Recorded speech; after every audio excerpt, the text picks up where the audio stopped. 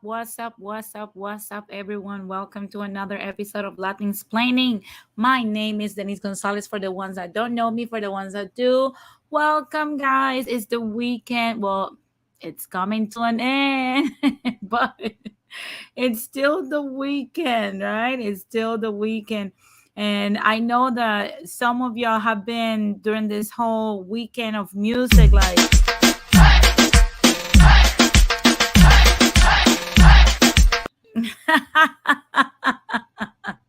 I know some of y'all have been. I see that MK and Jose already started the shot. I know some of y'all have been excited, enjoying the weekend. I know I have. I started very early.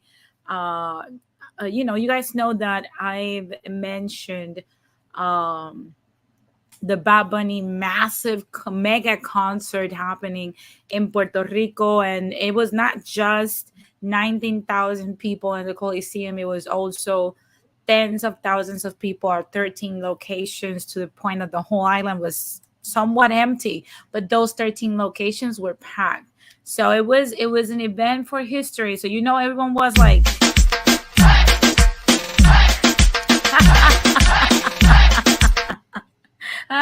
getting their groove back.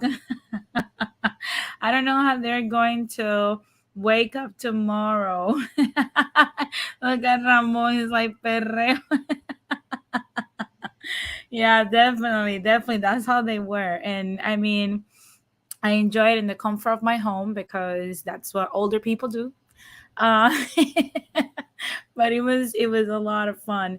Now I want to say, if you're catching this on the replay, or if you're listening to me on Spotify, Apple Podcasts, or anywhere you get your podcast, thank you very much, guys. And don't forget, if you're listening on Spotify or Apple Podcasts, to leave a review. I don't care if it's 1 star, 5 stars, just leave a review, because it helps me at the end of the day to grow the platform. Also, I want to remind the people that are watching this, like and subscribe if you have not done so, and share this content with other people. We need to grow as Latin explainers. And like I said, I am very, very honored about the people that listen to me here domestically. And I am also very excited for the people that are listening to Latin explaining overseas. So everyone is welcome. The Latin explaining family is growing. We're only 49 subs away of 400. We're on the road for 400 subs, and it's incredible. It's an incredible milestone because, like I said, when I started this, I only thought like I was gonna get the first year probably like 100, and seeing that we're already at that 400 mark, it's really, really, really good. So I am very, very excited. I see that there's plenty of people here, so let's get those likes up. I know that you guys are like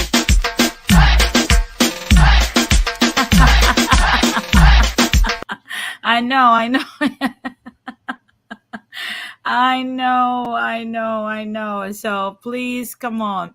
It's time to, I get it. Not everyone during this recession can open their wallets to support the platform, but you can hit that like button because it doesn't cost you anything. So if you're the ones that like to come out here, just listen to me. I get it. I'm very entertaining, but come on. It's time to put some effort. Let's, yeah, stop. But guys, it's been a great weekend. Like I said, I've enjoyed a lot. And to close it down, of course, vamos a cerrarlo con broche de oro. Let's get this show started. Take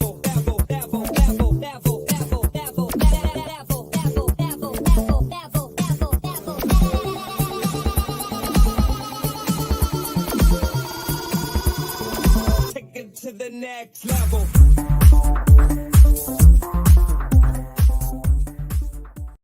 My, oh my, oh my. I hate to say I told y'all so. I've been talking about the Latin America replacement of the population for I don't know how long. And this week, two major media outlets have posted out what I've been talking about for so long. And it was through this inflation that now we're seeing that Californians, according to Los Angeles Times, Californians and other Americans are flooding Mexico City. Some locals want them to go home. I don't think that's going to happen anytime soon. There's another media outlet that says, oh, hold on, guys. This is life. You guys know sometimes this happens. But it says, the U.S. today says, you are an effing plague. Mexico City residents want Americans to leave. And like I said, just as I predicted, this is again another piece of proof of what I've been talking about, that many of my Latin, well, I'm not going to include all the Latins. The slow taps want to keep saying, we're the fastest growing minority. We're doing this and we're doing that. No, you're coming here to the polluted, ugly cities of the US, exchanging your Pacific life that's cheaper, simpler, happier, healthier, cleaner, to come live in these disgusting cities that are ridden with rats, trash, crime, craziness, and drugs, in order for you to get a quote unquote better quality of life for you and your family and quote unquote opportunities. But then in the meantime, what you're discarding, those are picking up, and now we're being replaced in our home. A lot of these low taps used to make fun of us Ricans because they're like, oh, you guys are the only ones that are getting the situation, because there was a lot of gringo go home signs during the summer of 2018 and 2019. But this is a problem that's affecting not only Mexico and Puerto Rico, Colombia, Brazil, and Ecuador are being flooded with Americans. And it's as if that isn't enough. Major parts of the DR are also suffering by this mass replacement of the population. So I get it. You know, it's every time I say something, it's like, I know you hate me. But I said it. I warn you. I've been warning y'all. And I'm not saying I have all the answers to the world, but it's time for us to explore the truth behind certain concepts instead of just jumping around and saying things simply because you feel some type of way. So, for the people that don't know this, one of the perks for Americans to live in Latin America is that if they keep their American job, that's mostly remote, because after COVID-19, a lot of jobs change. They can go live there, and it's a very cheap lifestyle. And as long as they don't work in Mexico or any place on Latin America, they don't have to pay taxes in Mexico. And they have a tax exemption of $112,000 per year. And if they are a couple, $224,000 per year. So basically, there you live tax free, a tax haven everywhere in Latin America. So for the folks that were saying that this is just a Puerto Rican problem, honey, it's coming to a city near you, because gringos refuse to suffer during this recession, and they're moving in a very smart way. Can I blame them? No. But is it happening? Yes. So people, I mean, like I said, you can't make this stuff up. You really can't make this stuff up. And talking about stuff that we can't make up, right? Biden, one of the most notorious critics for the infamous wall dividing the Mexico's border with the United States, has declared under his administration that he will continue to build the wall.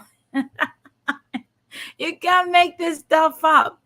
Now he said that he's going to fill up the border wall gaps near Yuma in Arizona. And the reason why President Biden is doing this, I'm sorry, because there is people that are still migrating through those holes. And now with the Venezuelan mass migration. I believe, correct me if I'm wrong, but what I've seen this week on Notipush and other independent news outlets that I watch from Venezuela, there's 3 million people coming here on this mass exodus that just happened this past week. So basically, we're getting flooded with people right now, and the Biden administration that pride itself on saying that they are pro Latinos, that they love us so much, and that they want us to, be one with the American people. Now it's literally barricading America, which is something that former President Trump mentioned, but at that time he was evil for saying that. Now Biden is crowned for saying the exact same thing. So it's a hypocrisy thing. And I'm not here defending the Cheeto.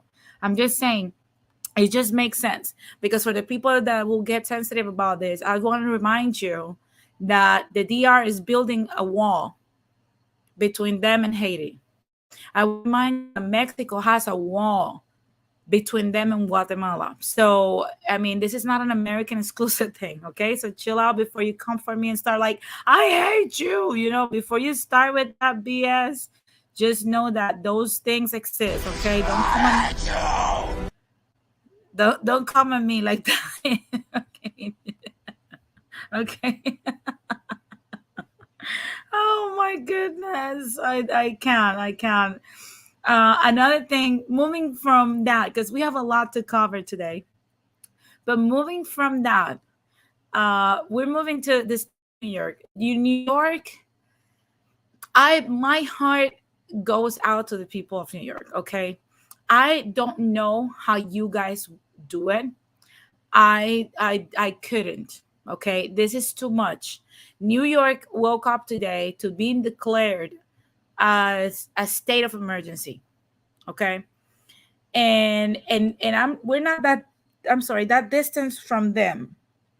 The only thing is that in California, people are starting to wake up already, because we saw the same thing where, like, the five boroughs of New York allowed their governor to mask them up again, even though we have two pills for COVID, three different forms of vaccine, ivermectin, and what's the other one? Plaxovit, something like that.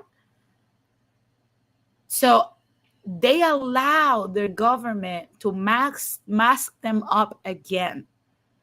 They tried to do this week. Barbara Ferrer again tried to come out of the woodwork and say, oh, we might have to put people in mask again. And here people were not having it. Guess what? They couldn't implement that. So New York, you're going to have to wake up. You're going to have to wake up, because now there is a state of emergency issues for the state of New York because of the monkeypox outbreak. Okay? So for the people that are like, oh, get the vaccine. If you want to get the vaccine for the monkeypox, that is your prerogative. I am not getting it because this is the same format of vaccine as C19. It's an mRNA. I'm not into putting that in my body anymore. If you want to be part of that experiment, that's good for you. I will talk later on about monkeypox in depth. Not now. But I'm going to say that New York gets always the heat. 1,400 monkeypox cases are currently in New York. As a matter of fact, 1 in every 4 monkeypox cases in the nation is an individual from New York. You're going to have to be more sanitary. You're going to have to learn how to socially distance. You're going to have to learn how to live with these diseases. And the problem is there's so many people in New York. There's so many folks over there. It's a conglomerate. Like, I swear, if someone burps, there's 10 people that are going to fall from the border of New York. I see that Jose says, soon there will be a horse pox, a bear pox, and a donkey pox. Oh my God. Yeah, they're going to keep on doing this to you. And it's just for profit. Let me tell you that much, because if you don't know this by now, I'll explain it to you to give you the benefit of the doubt. Okay? There's an emergency that's being created. Federal funds get allocated to each state. Meanwhile, the big pharma creates the mRNA vaccine that we don't even know if it's safe or not. I'm not gonna argue that right now. That's not the point. So the with the federal money, our federal tax dollars, we're purchasing these vaccines. So to make money for big pharma, we're forcing people, the constituents that already pay for that medicine, we're forcing them to take them because it creates money for big pharma. It's nothing more than that. I'm not saying that monkeypox doesn't affect people. I'm not saying that it could potentially kill some people. It would probably. Who knows? But what I'm saying is, all these things are very rare to me. And the reason why they are rare is because we're seeing the same format. When are we going to wake up? I don't know. Probably on the 10 virus. Probably. Who knows? I don't know. And so I am disgusted by this. And and for the people, like I said, for the ones that come after me for what I'm saying, honey, you're going to need to wake up. But probably you wake up when you wake up one day with a third eye or a tail. And speaking of New York, there's another thing that I want to show you guys. This is something that I'm sorry with my Dominican brethren, but I want to get your opinion on. I follow this independent news, guys, and I want you to tell me your perspective about this individual that he's addressing a block party that was happening in New York by the Dominican people. Yo entiendo que si ya como dominicanos. Hold on, let me just wait for him to start.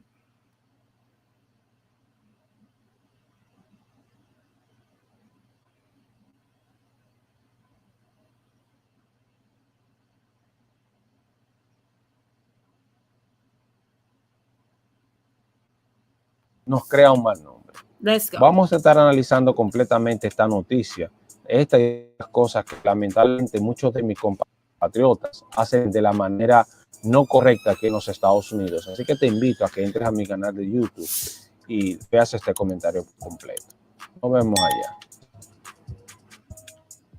Yo amo la dominicanidad, me siento 100% dominicano, defiendo, me gusta la derecha, se podría decir que soy patriota, entiendo que República Dominicana hay que defenderla, incluso de muchos dominicanos que no tienen ese amor por nuestro país, pero entiendo que cosas como esta no se deben hacer. Yo entiendo que si ya como dominicanos vinimos a Estados Unidos a buscar una mejor vida, nuestros padres nos trajeron, lo mejor sería comportarnos de la mejor manera y no hacer que hablen mal de nosotros. Y le guste no, este comportamiento no es el idóneo para los dominicanos porque nos crea un mal nombre. Vamos a estar analizando completamente esta noticia, esta y otras cosas que lamentablemente muchos de mis compatriotas hacen de la manera no correcta aquí en los Estados Unidos. Así que te invito a que entres a mi canal de YouTube. Now, you guys, for the guys, the people that don't know English, he's basically saying that, he loves the Dominican culture. He's a right winger, whatever. But he's ashamed basically by the practices of some Dominicans here in the US because he believes that if your parents brought you here looking for better opportunities, you shouldn't be doing these things so that gringos can have a bad perception of you. Now, look, there are certain things that I think he should focus on because there's other problems that the Dominican population have here that will affect their ethnic image more than just a block party. A block party, it's going to reflect their culture. Dominicans are not going to stop being Dominican because they came here. They're going to have those practices because that's what they know. But I want to ask, where is this same sentiment when we're seeing the actual crime that many Dominican folk are bringing into the Dominican diaspora's ethnic image? I would rather have him focus on that than to focus on Dominicans that are just having a party, because those Dominicans do ruin the ethnic image. The ones that are having the block party are just having a block party. They're not ruining the image by just having a simple party. Does that make you think about them less? They're literally cooking on the sidewalk, having a good time. They're not doing anything wrong. The ones that are killing people and selling drugs, those are the ones that you should tackle. Those are the ones that are damaging the image of Dominicans in America. How come you don't tackle those? And you have to tackle the ones that refuse to assimilate to the Americana. And when people always ask me these things, they're like, oh, the Dominicans are the least assimilated, but that's not what's happening right now. You're being pressured to assimilate into the Americana. Not that there's a problem with that. I think if you assimilate, you'll do better. But there's still going to be that cultural undertone in everything you do, because that's passed down one way or the other. I don't understand the hate, and I don't understand why this guy is making this accusation. It's just so weird. It's just so weird. I see that Jose says, I went to the Bronx Dominican Day Parade for the first time. I enjoyed myself with them. Yeah, I'm pretty sure you had a great time. I'm pretty sure you had a great time. That is so weird to me. And the fact that you're seeing a lot of them, dissing these people online, that's not a good look. That's not a good look. So it's something to think about. Definitely something to think about. Now, moving from uh, New York, we close that chapter. Now, there is some news that I want to share with you guys, and it's that Batman is coming back. I mean, Ben Affleck had to literally drop out of his honeymoon with Jennifer Lopez because he has to come rescue the Warner Brothers Aquaman 2 because, of course, Amber Heard trashed it. And I'm going to park here for a minute, okay? First of all, we know that Ben Affleck said that he did not want to play Batman anymore because it put him in a dark place and he just wanted to drink all the time. So what happened is that he made an outrageous request of $100 million, and Warner Brothers said yes. That's how desperate they are. So he became the most paid actor for a film. Now, I have two things that I want to mention. Do I feel bad because Warner Brothers had to pay $100 million to rescue Aquaman 2? No, because we've been telling and signing petitions to Warner Brothers to listen to us and not put that crazy woman on Aquaman 2. Hey, Daniel Valencia, what's up? We've been asking for this for years. If you remember when those petitions were circulating the internet and we all signed it, I had millions of signatures.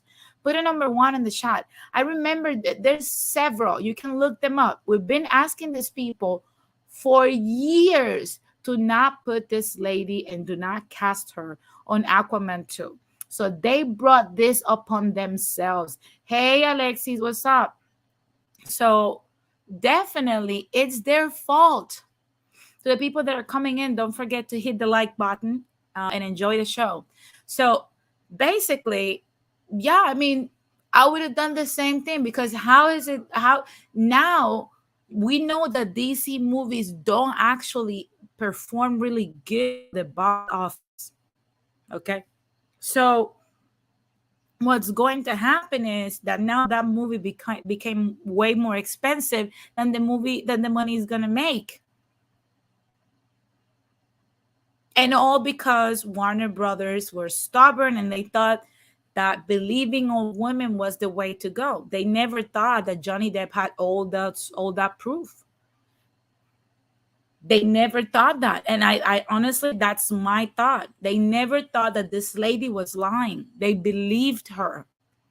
Well, this is what happens when you believe people just blindly because they're either a woman or they're a Latino or they're LGBT or they're black or they're white or they're Asian or whatever. You have to believe people simply because of the proof. So, what's up, Inquisidor? So, yeah, I mean, this is going to flop. I can already see it from afar. I don't know if you feel the same way. I am happy to see that, you know, Ben Affleck, it's being given the respect that he deserves as an actor. I think he's been underrated for a long time. I see that Ramon says Warner Brothers can only make Batman movies. The first Aquaman and the first Wonder Woman were successful. And normally DC movies. Absolutely. These movies are not even good. These movies are not even good. And in my opinion, these movies are not good. First, the photography sucks. I think the best and the worst thing that happened to WB was Harry Potter. They stayed with that same concoction or the same recipe to make movies. You can't do that with superhero movies because they're boring as hell. They're going to be hella slow. The photography doesn't justify what's happening. The acting and the casting for these superheroes is a disaster. Okay, I don't care what people say. I do not feel secure with Gal Gadot. She does not give me Wonder Woman vibes. Fight with me all you want, but we saw Natalie Portman go from a noodle to an actual strong character. She gives me confidence that she can kick ass and save me as a superhero. Florence Pugh even looks stronger as if she can save me. I'm glad they replaced Scarlett Johansson. Beautiful woman, amazingly beautiful woman, not a superhero. Hey, Asociación Afro-Español. So again, that's their problem. Yeah, Ramon wasted us opportunity when he said Batman versus Superman was tried. Yeah. I don't know if you guys saw the Snyderverse. That was, I don't even know why we didn't have that. We didn't, because that was, he somewhat saved the whole movie. It's long as hell, but at least it's way better than the actual product we got. If you have not watched the Snyderverse, go watch it. You'll agree with me. I can guarantee you that even caused commotion on Twitter because we felt cheated. We felt completely cheated. It was so bad. It was really bad. It was the worst. I don't know if you guys felt the same way, but it was really, really, really, really, really bad. But moving from bad to something that I want to touch on, I told you guys we have a lot of stuff to touch on. Yes, Ramon, you need to see that version of the Justice League. You're not going to regret it. It's going to be, oh my God, just take the day, because I think it's what, almost 4 hours, if not 4 hours. Take the day, sit down, get some snacks, make some pinchos or whatever, and sit down, un arrocito con pollo, sit down and watch it. It's a great, great, great, great movie. I swear. Well, but we'll see. We'll see what happens. What I'm telling you right off the bat is going to flop. And moving from one flop to the other, another thing that's flopping is our economy. The federal government announces an interest rate hike of 0.75 percent point again. This is the second hike and one of the biggest hikes we have had since the 1980s. It's been 28 years since the federal government has done this to the economy. And we all know how the economy got in the 80s. Do you guys remember? I didn't remember. I was a kid. I'm an 80s kid, so I was a baby. My parents had to endure it, but I've read about it. It wasn't good. There was a lot of crime because people were struggling for real. So I don't know if you guys are seeing these things, but this is what happens when we have incompetent people that should not be in office. This is what happens. This is legit what happens. We have incompetent folks that are making stupid decisions because let me tell you something, and people don't understand this because we don't read about finances. The Federal Reserve, before people come at me, because literally, they always come with the I get it. I get it. Before you come at me with that one, let me explain to you how this works. Okay. The Federal Reserve is put in place. We pay them their salary so they can foresee, prevent, and manage inflation. That is the reason why the Federal Reserve is there.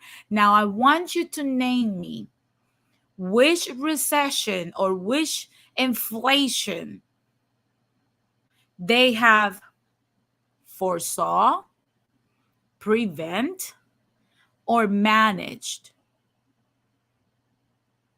Because I'm still waiting. They've never done it. It's never been done. They still suck at it, and we still pay the price for it. It keeps happening time after time. It's always the people that get screwed over. We get recycled the same excuses. And last time I checked, if I'm not good at my job, what happens when a person is not good at their job? When they suck at their job? Well, what we see happens to people that are not good at their job. Nothing works. The health department here doesn't work. The FDA doesn't work. The Federal Reserve doesn't work. The banks don't work. Senate doesn't work. The House doesn't work. Health services don't work. Housing services don't work. The food chain is broken. What works in this country? And I've said it many times when people want to come at me, the only thing holding together, having this country hanging by a thread, and the only thing keeping this country together is the military industrial complex. Other than that, we're a failed state. I don't know why people think we are not. Even American people that woke up are living in your countries because they rather live the Latin American lifestyle because they don't want to participate in their failed state. That's just how it is.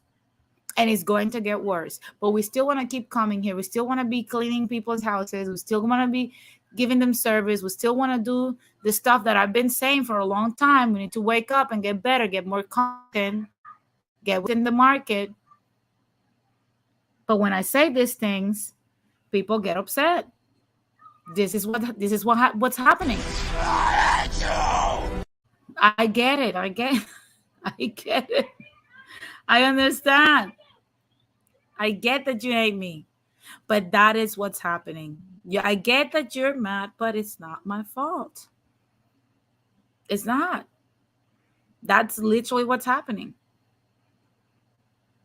So for people that don't understand what that means, a hike on the interest rate means that vehicles are more expensive, goods are more expensive, homes are more expensive.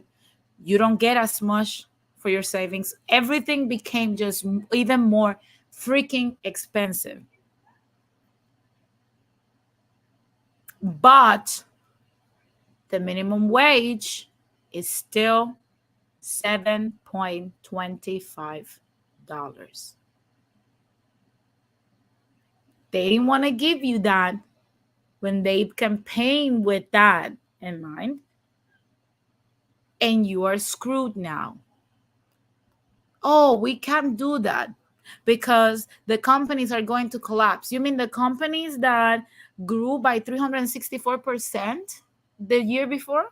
They couldn't afford to pay $8 more, or not even $7.75 more an hour to their employees that make them billions of dollars in profit? Make that make sense. And we're still out here fighting for the little crumbs that fall off the table from the elites. There is a movie that reminds me of us, Latinos, and that is El Hoyo, The Hole. Watch that movie. We are never at the top. We're never on the first floors. We're at the bottom. I like what Jose said. Yeah, that is slave wages. That's starvation wages. But we still want to do it because we're masochists, because we're still staying at the bottom. We're not becoming more capable. We're not becoming more educated. We're not becoming nothing. We're not learning a trade. We're not venturing into anything that pays more. We don't care. We want to continue down this life that doesn't pay. We could have had one of those good quality uh, remote jobs and live in Latin America with our people having fun, you know? But we didn't want to listen. We didn't want it to learn nothing that could grant us or land us one of those jobs. Because all we wanted to do, is work Monday to Friday for 7.25 an hour. Some people $11 an hour. And then when the weekend comes, it's like, that's it. That's pretty much it. That's all we want to do. And then we go back. We go back and we go back at the same life, same life, same life, same life. And that's it until you die. That's literally our life. That's literally our life. I don't know what's going to happen. I honestly don't know what's going to happen. But I do want people to wake up. I do want people to wake up. So it's time to do something, to be honest with you. Oh, look at Ramon, Reaganomics in the 21st century. Yeah, that's how bad it is. Hey, Maceo, what's up? It's really bad. Though Argentino says, I just got here. I won't vote unless it's my fellow Floridian DeSantis. Well, you're part of the problem, bro. You got to pick. You got to do something. You can't keep sitting down. Not when we are the poor class, the servitude class, because at least, African Americans move up a little bit. Now they're the nurses and the security guards, and they're getting paid a little bit more than us. So I honestly don't know. I honestly don't know what we're going to do. But we're not in a very sticky situation. So if you love your people, you gotta vote, and you gotta go out and get a freaking trade. Stop being the servitude. And one last thing I want to touch before I move on, because I have to get to the main topic because it's gonna be long. One thing I want to leave you guys with that's hilarious to me. I know a lot of people are gonna hate. I'm gonna hate this because they're gonna get offended, but you guys know that I have no filter out here. Is what Matt gets. I don't know if that is his name, right? But he said basically that women that are less likely to be pregnant are the ones mad about abortions. I want you to listen to what Matt Getz has to say regarding the abortion protests that we are seeing right now. Give me 1 second, guys. Why is it that the women with the least likelihood of getting pregnant are the ones most worried about having abortions? Nobody wants to impregnate you if you look like a thumb. Oh my God. I am sorry. It's only funny because it's the truth. It is hilarious. How many of this lady look at the I just want you to go to a protest or go to a video of a protest. You're going to see women of all walks of life. But look at the ones that are mad. Look at the ones that are mad. And you're going to see if Matt gets it's right or wrong. People tore him apart. People tore him apart because of what he said. But in reality, it's like, that's the truth. It will say it's like, yes, it is very funny, but true. It is true. And there was this girl that was like almost 400 pounds, and she raised I think $1 million to donate to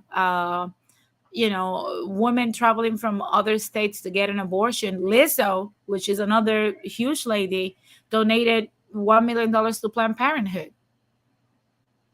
Is he wrong though? I don't think Lizzo is going to get pregnant anytime soon. I don't think that lady that raised that $1 million that looks like a fridge is going to get pregnant anytime soon. And I'm just keeping it real. And before, the ladies come for me, oh my God, you're talking trash about. You talk trash about small dudes, dudes with bad teeth, dudes with a small D, and no one tells you nothing. Don't get sensitive right now. Okay, so to be honest, that's just my thoughts. I see that Ramon says it was the body positivity types that were bought hurt. Yeah, they were bought hurt. I don't know why. It's hilarious to me.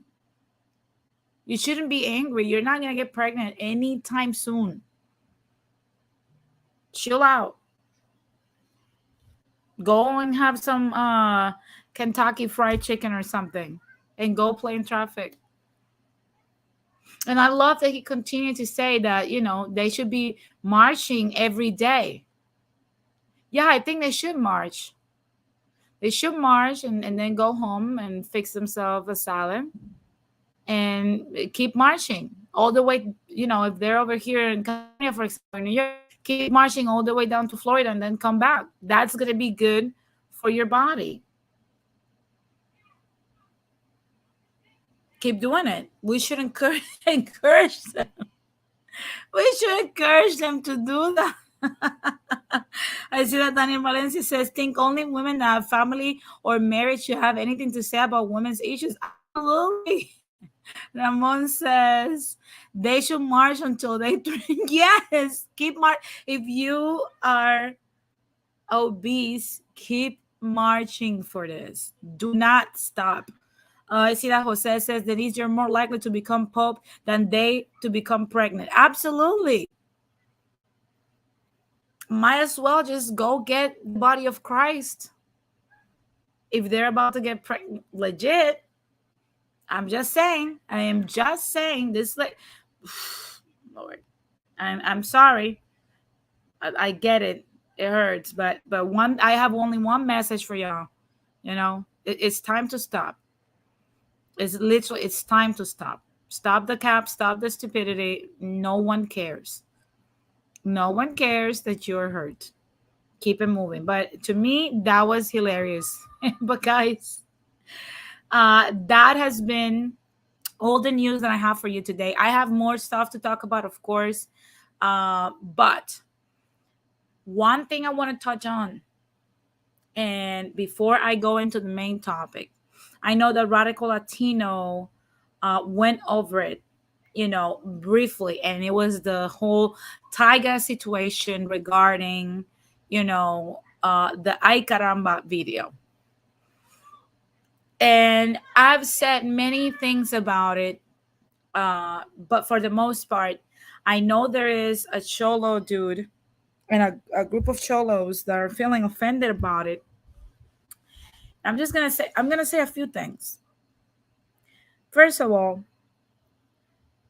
if in 2022 you cannot understand what a parody is, honey, you're going to have to go back to school. That is the first thing. Second, Tyga was not making fun, but he was displaying the culture in a funny way. If you live in Los Angeles, you've seen the cholos, you know that they look just like that. Now, did he make jokes with the costume of a cholo? Yeah, it was hilarious. But I want to say that from what I've heard in these spaces, when there was people like me and Radical Latino that have raised the issue that we should not be out here using the N word. Okay, that we should not be out here being disrespectful to American people, especially Black Americans. But we know that, you know, you want to be disrespectful to both Black and white Americans. We've heard it all. You always say we're not going to be censored. If we want to say the N word with the strong art at the end, we're going to say it. If we want to use their culture, we're going to use it. We're going to do whatever we want. Grow a thick skin. And they have pride themselves in having a thick skin. And I believe them. This is the time to show it. This is the time to show your thick skin. That's literally it. Because for the most part, with regarding the N-word, what I've heard from ADOS people was that they don't care. That they're unbothered by it. Then you should do the same. Keep it moving. It's not a big deal. It's a stupid video that makes you laugh. I don't know what the big commotion is about this. I don't understand it. This whole racial tensions that are happening out here for something so ridiculous, it's just nonsense. And it needs to stop. And I get it. Every time the Cholo culture and the ghetto tendencies that exist within the Latin community are portrayed, we want to get mad. But we have no problems pointing out those same issues with other people. We need to take to the people that are foaming at the mouth for this, because I know it's not a large group, but for the ones that are foaming at the mouth about this, I only have one thing to say to you. 2 Xanax and go to sleep. Chill out. Enjoy the fun. And if you can't laugh at it, that's not Tyga's issue. That's not African Americans' problem. That's your fault. Learn how to laugh at yourself. Because that is retarded to me. I see that Ramon says, if Mexicans for the most part aren't offended, then no one else should. Yeah, no one else should. But to be honest, we've seen the videos. There's some of them that are offended. Demanding apologies when they have videos calling Black folks the N-word with the strong art. We can make a whole compilation about it. You use their culture, you use their rap, you use their words, you use their language. They don't tell you how to use it. They don't gatekeep that stuff. Use it however you see fit. But then when it's you, let's just get upset. When we come negro, let's get upset because it's a Black dude singing, corridos. Beautiful voice, beautiful talent. He's not disrespecting the Mexican culture, but you have a problem with it. But you have no problem appropriating yourself with other people's culture. Get out of here.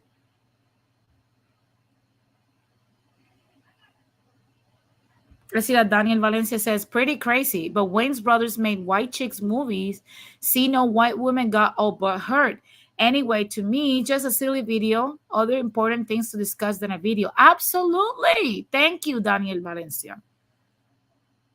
It's not important. This is not something to get mad about. This is something you laugh at. And if you can't get that in 2022, bye. That's all I'm going to say. I know. But with that being said, guys, let's move because we have so much to talk about. Let's move to the main topic.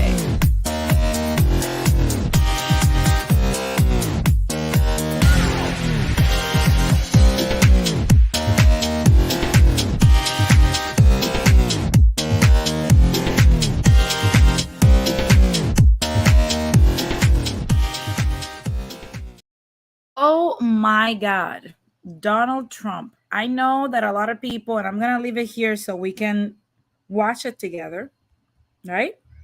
But Mr. Trump made a speech not too long ago, 4 days ago, I believe.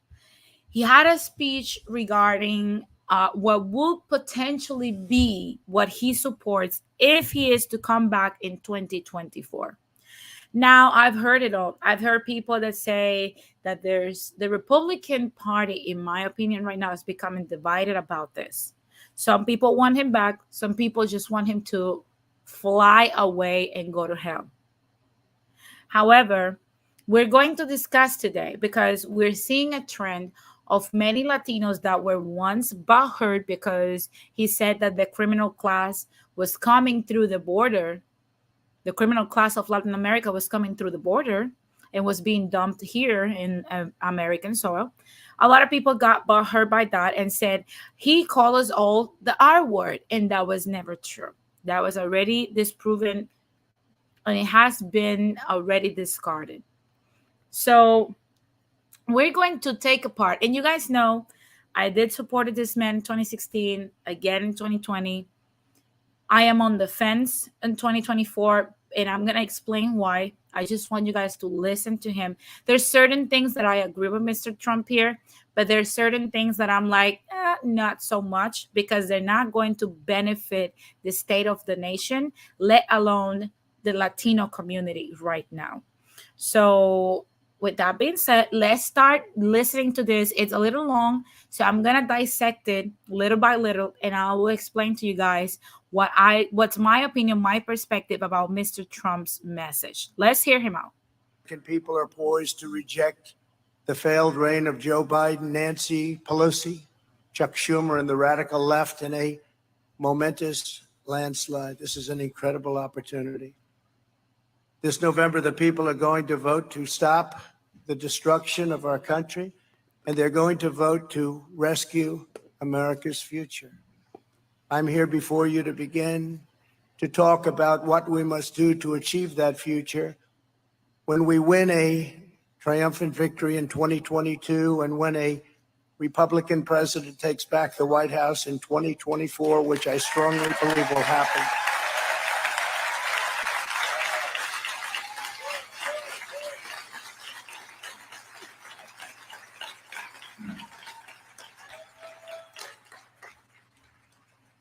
There's a tremendous amount to be done, from reviving our economy to liberating our energy to restoring our standing in the world. But for this afternoon, I want to speak about some of the core elements of our agenda, and in particular, public safety, of which we have very little. Now, I want you to, he literally just said he was going to discuss the agenda.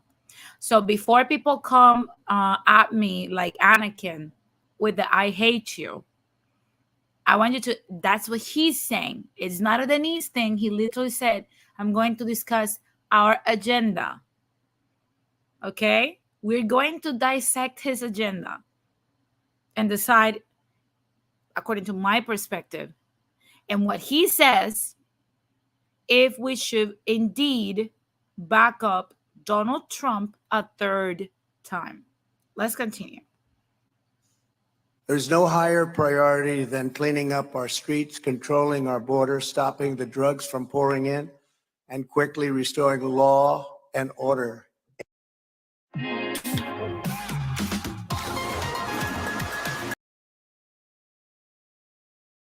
Let's wait till the commercial goes away. But you guys get a point of basically what's happening. And now once it resumes, I'll have it back.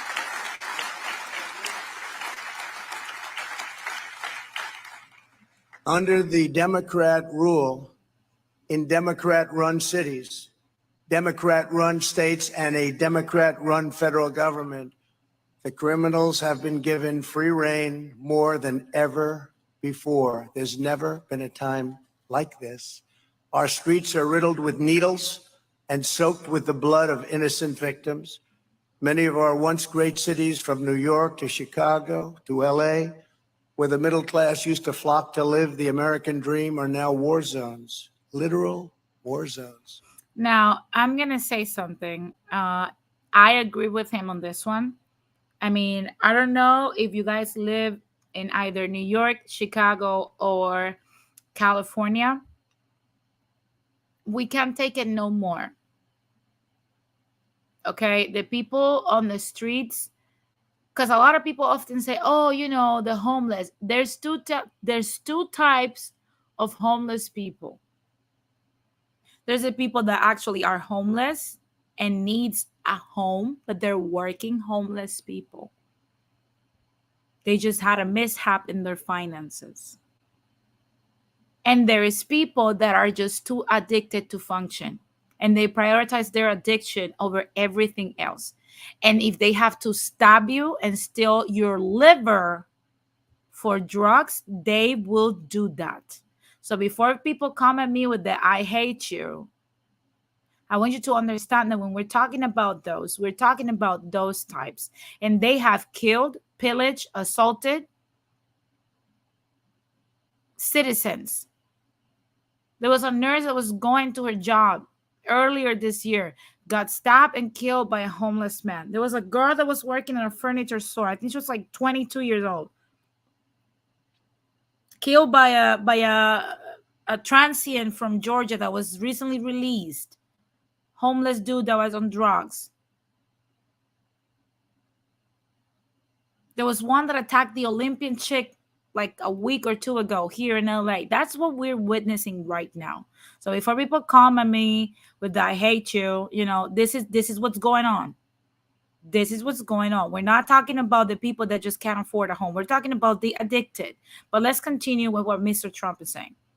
Every day there are stabbings, rapes, murders, and violent assaults of every kind imaginable. Bloody turf wars rage without mercy. Parents are worried sick that their kids will get shot on the way to school or on the way back home. Sadists who prey on children are released on bail, but there is no bail and there is no bond. Unique, never happened before. Drugged out lunatics attacked innocent victims at random. Roving mobs of thieves walk into the stores and walk out with whatever merchandise they can carry. They're left alone. Nobody tells them, "Don't do this. Put it back now." Homeless encampments are taking over every public park and every patch of green space in previously beautiful urban centers, and the dangerously deranged roam our streets with impunity. We're living in such a different country for one primary reason: there is no longer respect for the law, and there certainly is no order. Our country is now a cesspool of crime. We have blood, death, and suffering on a scale once unthinkable because of the Democrat Party's effort to destroy and dismantle law enforcement all throughout America. It has to stop, and it has to stop now.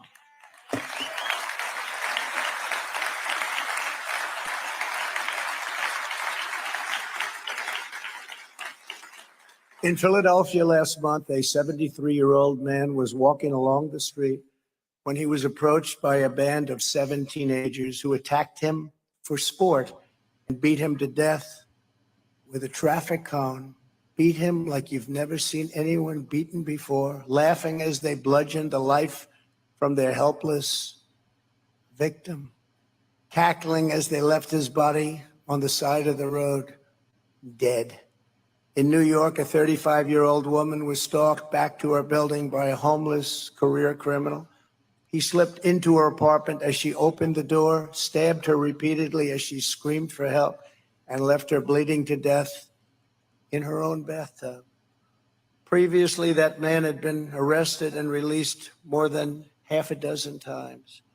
Here in Washington, D.C., just a few weeks ago, a hardworking landscaper made the horrible mistake, had the misfortune to blow a few blades of grass into a sitting car, and he was bludgeoned, absolutely bludgeoned and shot cold blood at a point blank range, leaving behind a grieving wife and 2 children. He was a good man. Everybody loved him. There's so many stories, I could fill a whole speech with them. I could go on with these stories for months and years. A pregnant woman murdered outside her home as she unloaded the gifts from her baby shower. A young girl struck in the head with a bullet while driving her family on her 12th birthday. A 61-year-old woman burglarized, raped, murdered, and set on fire in her home. A 70-year-old woman and a 38-year-old daughter viciously stabbed to death by a man who had been arrested for felony arson just 8 days prior and was. I don't know if you know this, but So basically, he's stating what we have been saying about the crime that we're seeing. But before I continue, let's listen a little bit more about uh, what Donald Trump has to say regarding this whole thing. Just last Saturday, a man was struck by a car while crossing the street in New York, and the driver pulled over and robbed him as he lay unconscious, struggling for his life. You probably saw that. So last night, he was so badly hurt, he was unconscious, and he was robbed by the person that hit him, the car, all on tape. Some of these chilling stories are difficult to hear, but the American people need to hear them, and you have to hear them, especially the politicians in the audience that are going to give us the power to bring our country back and to make our country safe. Murder in our country is up 51%. We must never allow ourselves to grow numb to the violence that is tearing apart the fabric of our nation. It's time to have the courage to say what needs to be said and to do what needs to be done to keep America safe. We've never had a time like this. Now, I want you to pay close attention to what he's talking about, because I agree. We have to become tougher with the situation that's happening, but I will explain later on why I believe his approach might not be the right one, especially what it means for us as Latinos. Let's continue. We've never had anything close to what's happening right now. We owe it to the victims, we owe it to our families, and we owe it to our country to do the right thing. In the Make America Great Again movement, we believe that every citizen of every background should be able to walk anywhere in this nation at any hour of the day without even a thought of being victimized by violent crime. If we don't have safety, we don't have freedom, we don't have a country. America first must mean safety first. We have to have safety. Starting with our new majorities in Congress next year and continuing under the next Republican president, we need an all-out effort to defeat violent crime in America and strongly defeat it, and be tough and be nasty and be mean if we have to. Here's what. Now, I don't know if you guys, this sounds familiar to you, but this reminds me of 1994. Tough on crime. Not that I have a problem with that. I believe, yes, law enforcement should be able to do their job. I've said this many times here. Now, the problem with law enforcement is that law enforcement has the same social problems that the American people have, because they're also American people. So it complicates and muddies the water for law enforcement to do their job with competency. But let's continue to listen to Mr. Trump. What we must do to restore public safety. First, we have to give our police back their authority, resources, power, and prestige. I agree with that part. That part, he's 100% true. We just saw young men and women in New York assault police officers like this. They're nothing. That should never happen. That should never happen. But let's continue. We have to leave our police alone. Every time they do something, they're afraid they're going to be destroyed, their pension's going to be taken away, they'll be fired, they'll be put in jail. Okay, this is where it gets complicated. The cops are in jail. They'll end in jail because they committed a crime. And this is when I disagree with Mr. Trump. Derek Chauvin, that murderous bastard, used his power that we gave him to protect people, to murder a man because he thought that that man's life was worth less than a $20 bill. That man belongs in jail, and we will continue to prosecute the murderers and the corrupt police officers in law enforcement. Law enforcement has a special power, and with even in superhero movies, this comes out. With great power comes great responsibility. We're not going to leave the police alone. We need to hold them accountable so they can do their job in an effective way. Because even when they were being tough on crime, crime was still happening. Crime was still happening. And make no mistake, people are like, oh, like, how does that apply to us? Well, we know for a fact,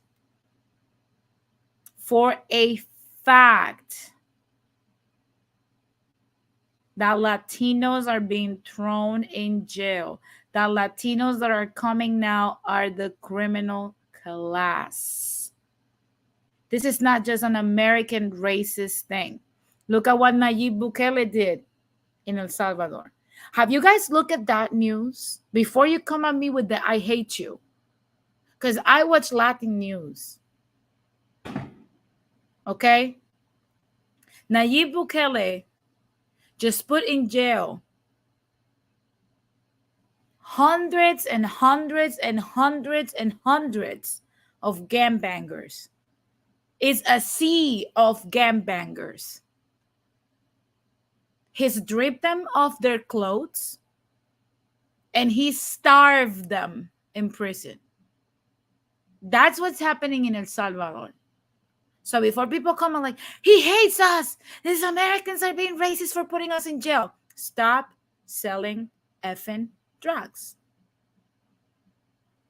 Stop killing people. Stop trafficking women.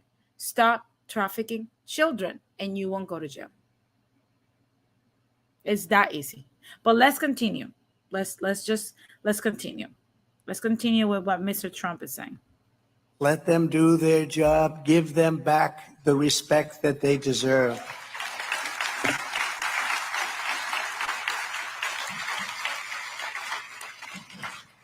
Our great police know what to do. We have to allow them to do it. We need to return to stop and frisk policies in cities and not shy away from it. Okay. I don't know if you guys remember, stop and frisk brutalized Black and brown communities. I want to remind you that stop and frisk killed many brown people, not just Black folk. We're talking about Latinos here. The Latinos right now are being classified as the criminal class. So you could be not a criminal, but if you happen to just be a Latino, they can stop and frisk you. And you know that the interactions with police involving a man with a gun that thinks that you might be a criminal because you have a freaking tattoo, they don't tend to end well. That is the truth. That is reality. I see that MK says, I get what he's saying, but if anything, the police have done a horrible job so far this year. Absolutely.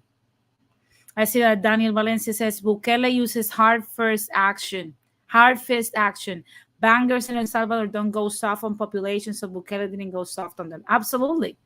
And you think that criminals are going soft here in California. Criminals in look, I live in California, and I feel for the people that live in South Central, Compton, all these communities over there. It has become exponentially dangerous to live in Los Angeles. It has become exponentially dangerous to live in El Paso. And I can continue down the list. This is not the first time that Latin countries have dumped criminals here. That does not mean all Latinos are criminal people. What we must understand, there's 8 million active gangbangers in Latin countries. 8 million. Let that number sink in. 8 million active gangbangers in Latin America.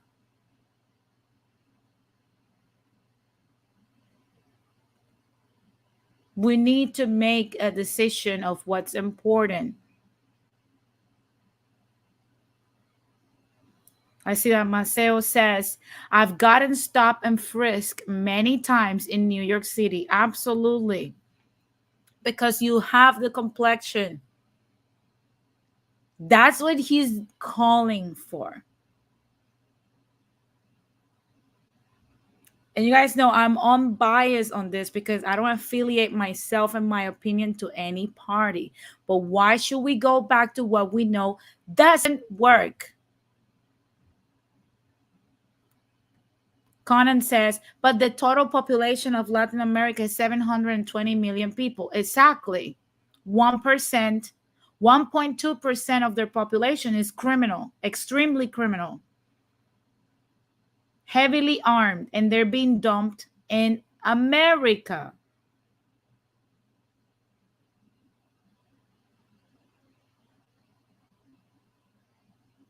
If it doesn't mean anything to have gangbangers in Latin America, how come we have narco states? What does that mean? We have rabid, crazy folks doing crazy things here. That's literally what it is. And unfortunately, because we share the complexion of the collective, they're going to stop and frisk you. And if they start yelling conflicting orders like they do to African Americans and Latinos as well, look what happened with Lieutenant Nazario. One cop was telling him, put your hands up, and the other cop was yelling at him, put your hands on the wheel. Which cop are you going to listen to? Because both of them are pointing their gun at you and they want to kill you if you move in the wrong direction.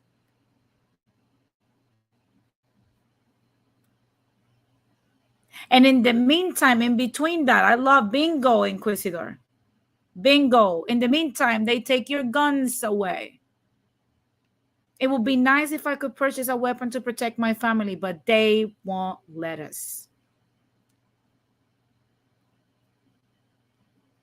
So it's going to become a police state. It's going to become Australia. And if you don't know what's happening in Australia, people are being held in prison against their own will for no reason.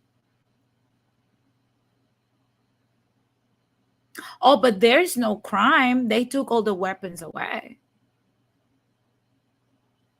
Because I've been saying it for a while. When you remove the rights to bear arms from people, from the civilians, you're basically giving your government a monopoly on violence.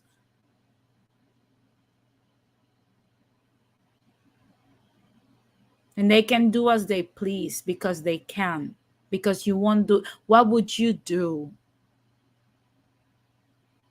Benjamin Franklin said a while ago, and I'm paraphrasing because I don't have the exact quote right now,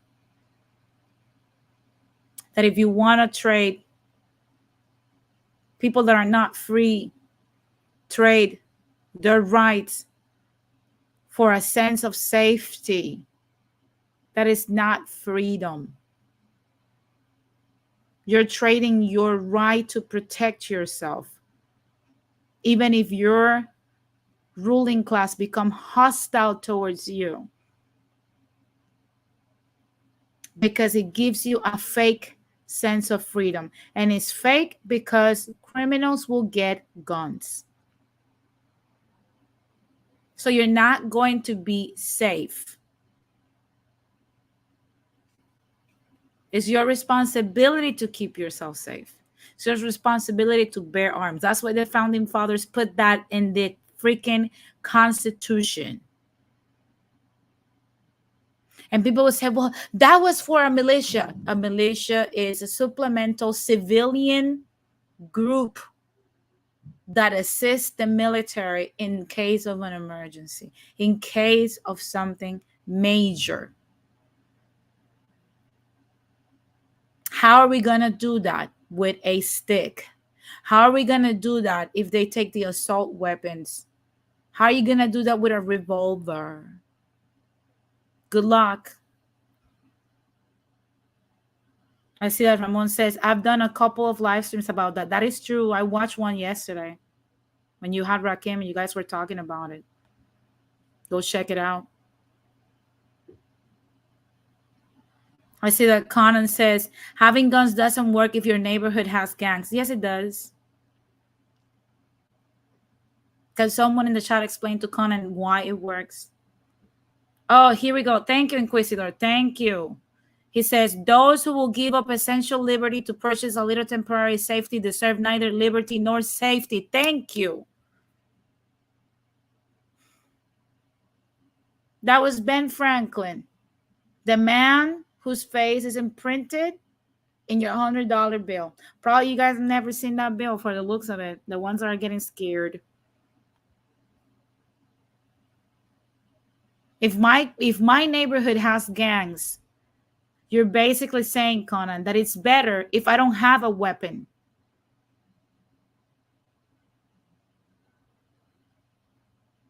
It's better if I face them with a stick. It's better if I let them kill the family. It's better if I face them with a kitchen knife. Come on, man. I love what Daniel Valencia says. People should have the right not to be a victim. But let's continue because we have more of what Mr. Trump has to say. Let's continue.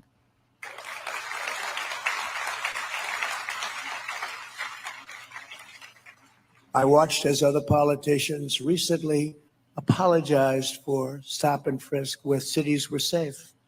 And they apologized, and those cities are no longer safe. So stop and frisk. It works. Do it judiciously, but it works, and it's worked brilliantly. Take the guns away from the criminals who shouldn't be having guns. Let the people that have to have guns, that need to have guns, let them have them, but take them away from the criminals. If you're a convicted felon and you have a gun, you're off the streets and you know where you go. The mere concept of defunding the police should never again be stated or even heard. It is so ridiculous and so dangerous. Likewise, the idea of stripping them of their liability shields. Think of that. They're in trouble. Go out and hire your own lawyer. We're not going to protect you. Here we go. This is what I was waiting for. This is the I don't know if people are going to continue to sugarcoat the situation, but this is the proof. The Republicans and the Democrats keep proving to us that they're one big team, that they're basically Hollywood. It's Hollywood for ugly people. Politics is Hollywood for ugly people. And they're one big group that performs for you, that they hate each other, but they work together. I'm going to just put out my theory, but mind you, I'm not the brightest person in the room. I could be wrong, but this is my theory. right? You have Donald Trump saying these outrageous things, which provokes that we say, let's defund the police.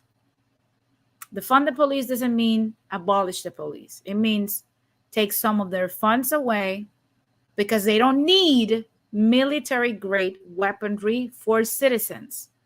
And they don't. But we want to say they do. They do not. Okay? That's what's costing us billions of dollars in our cities. Okay? So the Democrats pretend that they're working against this. But look at what Democratic governors have done. Release, at least in California, 70,000 violent criminals. And I have talked about this prior to this topic. 70,000 violent criminals. We're not talking about the people that sell drugs because they can't make ends meet. We're not talking about the people that rob a car from the street. We're talking about violent criminals. 70,000, not 17, 70,000. Let's release them in the streets of LA after we defunded the police. The same happened in New York.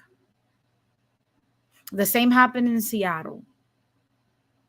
And these people are wreaking havoc because they need to prove to the people that we need a police state. How come we only release these people when we're defunding the police? Why we didn't release violent criminals when the police was being funded? Have you questioned yourself about that? Why are Democrat governors boycotted and sabotaged once again the constituents by not allowing the experiment that we wanted to happen to happen?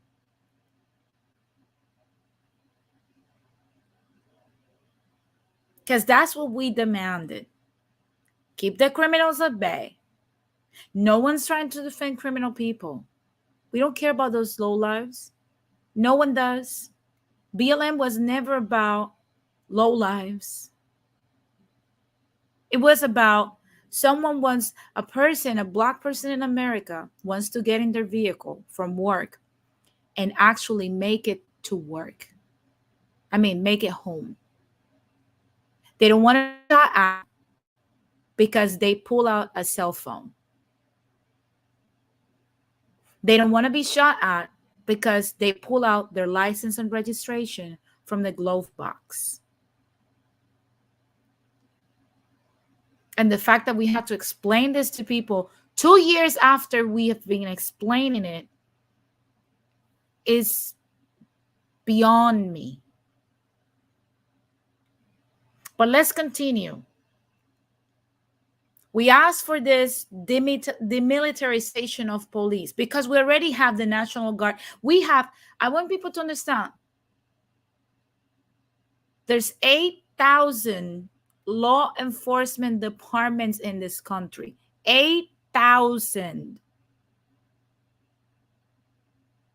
different law enforcement departments in the country. Some are military grade equipped. Some are military grade equipped for no reason, and those are called police. Okay? That's literally what it is. The only police that should be military equipped is SWAT for certain situations. Regular cops should not have assault weapons because they interact with civilians, not with perps, not with suspects, not with gangs. They interact mostly on patrol with regular civilians. They give traffic violation citations. They interact in disputes.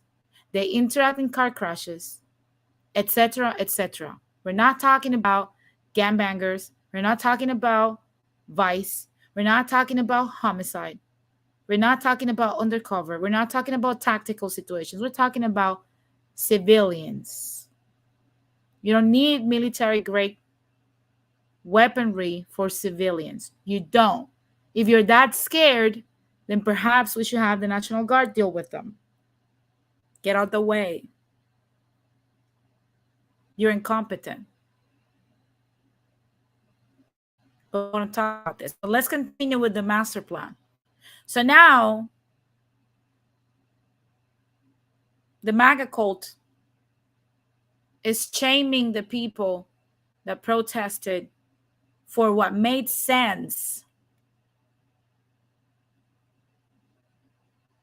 because they can't see through the bullshit, because their loyalty to their cult binds them beyond reasonable doubt. It's kind of like the blue MAGA cult. Joe Biden can do no wrong. Republicans can do no wrong. Trump can do no wrong for these two groups of people. That's how they think. They can't see the bigger picture. So it's not that BLM caused the crime. It's not the defunding of the police. It's that these people are working together. So now the Republicans come back in,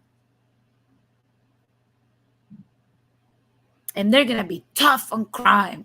They're going to do all these things that are going to be hard. And now you get a police state. Because now they're going to say, see what happens when we defunded the cops? But they're not telling you that they released 70,000 violent criminals here. They're not telling you that they released tens of thousands of criminal violence in New York, in Atlanta, in Seattle, in many blue cities. They're not telling you that. They're just telling you what they want to tell. It's selective memory. But let's continue, because we have more stuff to talk about. We cannot strip them of their liability shield in any way, shape, or form. We have to stay with our police officers. You're never going to have the great officers that we've had over the years. Our police officers are heroes, performing a great public service at great personal risk. It's an unbelievably dangerous job. And by the way, more dangerous today by far, than it has ever been. Rare mistakes are made, but we cannot allow every isolated policing mistake to be turned into a national crisis and all power taken away from our police so that people are killed all over the streets of our country. The radical left's anti-police narrative is a total lie. Let's call it the big lie. Have you ever heard that expression before? The big lie. That's why next year our new majorities in Congress should vote to strengthen qualified immunity and other protections for our great police officers. They have to become our heroes. Now, did you hear what he said? Strengthen qualified immunity. The people that don't know, to the benefit of the ones that don't know, qualified immunity means that if a cop kills you in the line of fire trying to stop a crime from happening, or his interpretation of a crime, he's not going to go to jail because you're just collateral damage on that cop doing his job. I don't know how comfortable you feel with that. I don't think cops should have qualified immunity. Let's just take it down a notch and explain this, because a lot of people get a little sensitive about this. How many times, right? How many times have you gone to the DMV and received an outstanding service from those city-funded employees?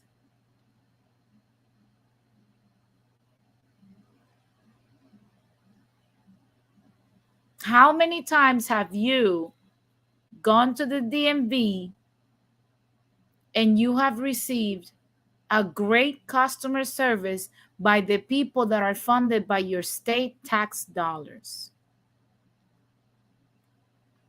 I've yet to receive it.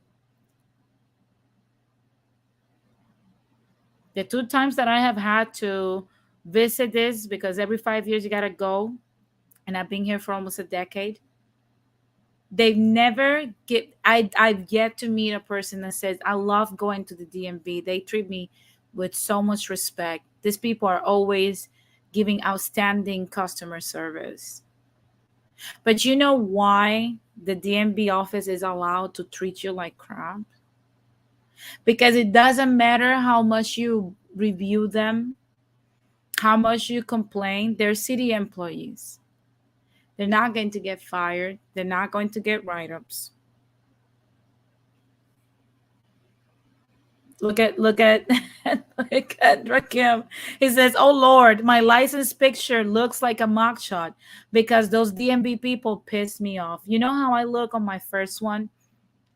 I even lost an earring because the DMV office decided that it was a cool idea in the middle of March when it was raining to leave us outside because they didn't want a conglomerate of people inside of the office. So they were only taking 10 people at a time.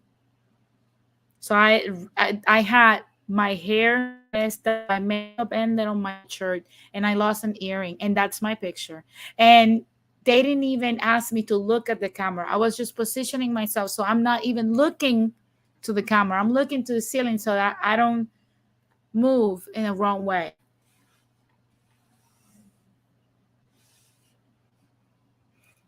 Qualified immunity is bullshit. Qualified immunity is a permission for stupidity, for hate, for psychotic and maniac behavior to remain unchecked.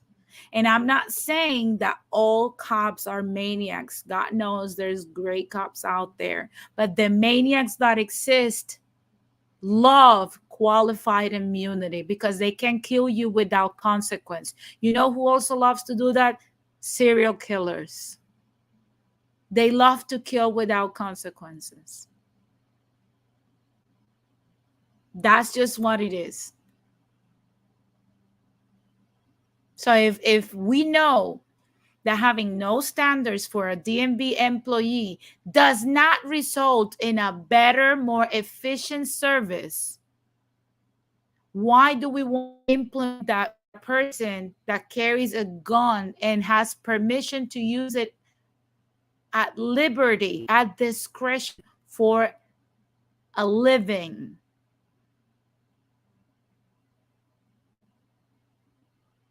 I see that Daniel Valencia says that's BS. Even in military, if one kills an unarmed civilian, you can be brought up on court-martial charges. Absolutely. You know that. You know what's crazy? You know what's insane? I would have loved for Sundown or anyone related. I think Royces too, related to military, will come out. If a military, an active military soldier shoots at a civilian that's not actively shooting at them, even in war, which is the most hostile environment, they will get charged.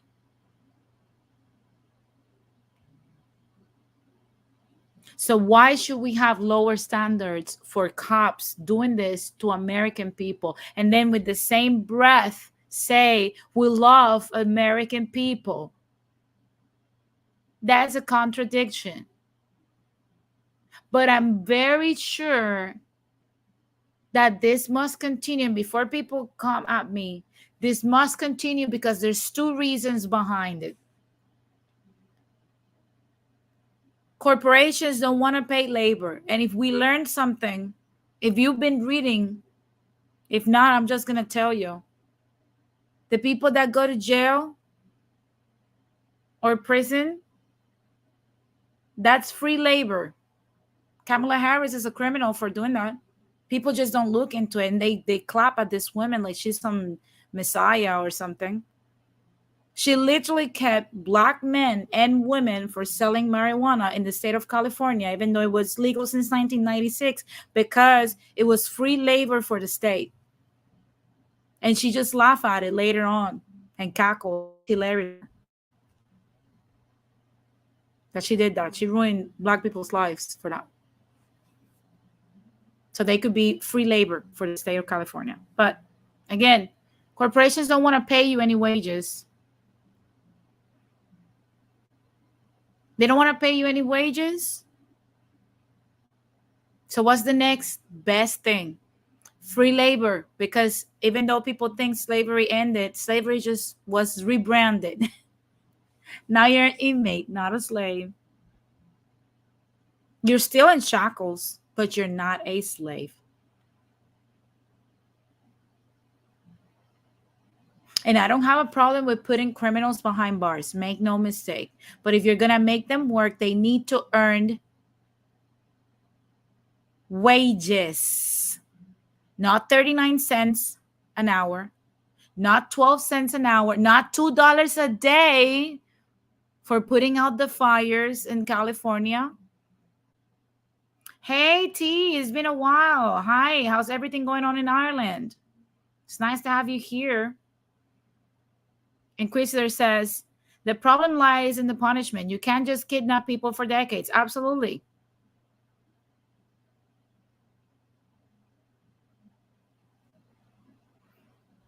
Rakim says, that's what's called property of the state. Absolutely.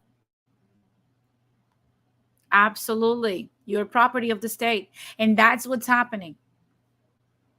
And aside from that they want more free labor, the Democrats are like, we're not going to take the hit this time, bro. In their luncheon, when they agreed and they formed this master plan, they're like, you know what? We took the hit and we did it in 1994 with the three strikes and you're out, three strikes and you're out thing and the crime bill. Oh, look at, he says, things are good. It's a bank holiday weekend and I never realized till oh, I bet I would have been the same way. I was like, what? So you want to have people in there in large numbers because you need free labor for the corporations. That's one of the reasons. The second one, you want to keep equipping cops because those weapons, military grade weapons, come from one place and one place only. Our beloved, if you guys have been watching Latinsplaining for a while, who's our most beloved military grade weapon manufacturer out here?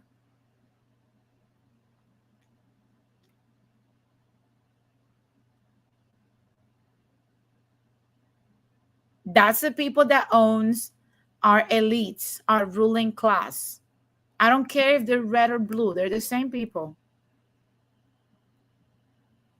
This is what's going on.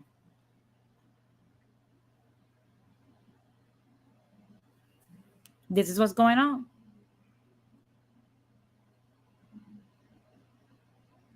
So I don't think we should fortify qualified immunity. If we are to be judged harshly by our crimes and put in jail so we can be the free labor for corporations, cops can be that too. Cops can go in there and also work for free. They're not above us. They are our servants. They serve the people. But let's continue. They are mine, but some people, they don't feel that way. They're going to have to feel that way if we're going to have a great country and a safe country. Our law enforcement heroes of our time, they do their duty to protect U.S. citizens and to protect everybody, whether it's our country or other countries coming in to pay their respects to the United States, which they do less and less now because they're afraid to come in. They see all the stories of safety and the lack of safety. But we must uphold our duty to protect our police officers. Second, because of the radical Democrats and because of what they've done, driving record numbers of officers to resign, retire, or quit. The police work all together. The new Congress should immediately pass emergency funding to hire and retain tens of thousands more police officers all across our country. Have to go in the opposite direction. I haven't seen in a long time any bills wanting to be passed where they give the police strength. It's always where let's take more away, let's take more away, let's take immunity, let's take everything we can, take their pensions if they speak a little bit too tough. Can't do that anymore. Our country is going to hell, and it's going to hell very fast. It's a very unsafe place. We need the largest increase in the hiring of police officers in American history, and that's what this will be. And we'll get that done. I have no doubt, Kevin, we'll get that done. Steve, we'll get that done. To get more police on the streets than ever before, walking every beat. I've been getting paid Now- $1,000 a month. I want to say that responding to what Conan is saying, and even Black Patriot, I don't know if you've been watching from the beginning, but that's ADOS is not what Trump is aiming for here, which is why the show is called Latinos Support the Cheetos. So to respond to Conan, it says if Latinos are going to be the new slaves, so does that make blacks and whites the new masters, the consumers of our labor? Absolutely. Absolutely. I don't know what other way to explain that. We did not. No, T, this speech was 4 days away. 4 days ago, I'm sorry. We did not use our time that we had while we were growing to actually learn important traits that will position us in power. So whereas the Latin community here, it's a large one, we don't hold positions of power. ADOS took the hint because they actually already lived through this, where they had no power and they were the slaves. They lived through it twice. So what they did, they learned trades, they infiltrated corporate America, they infiltrated the health system, they infiltrated the STEM, technology, science, mathematics, and engineers. They become capable individuals. They became law enforcement. They become the security guards that keep America safe. And we watch them do this and continue to be gardeners, painters, servers, maids, housekeeping cleaners, and cashiers. We don't hold, and I'm not shaming people for working. I'm just saying we don't hold power. So unfortunately, this is our reality. That's literally the problem here. So I know it sucks, but that is what's going on. That is what's going on. And it says, Denise, you never heard of Spartacus. All nations built on slavery fail. America will fail eventually. It's an empire. But how long it took the Roman Empire to fail, though? We can't rely on that.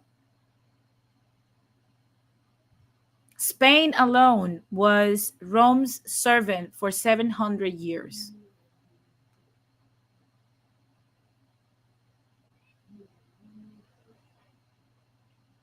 That's literally how it is. That means your kids, their kids, and their kids, and their kids, and their kids, and their kids, and their kids, and their kids. 18 generations. 18 generations of you will be actually people that will see the nation fail. This country was built on slavery, and it will always continue to depend on slave labor. It's needed. They will just rebrand it. They planted the seed. Now we're the most hated.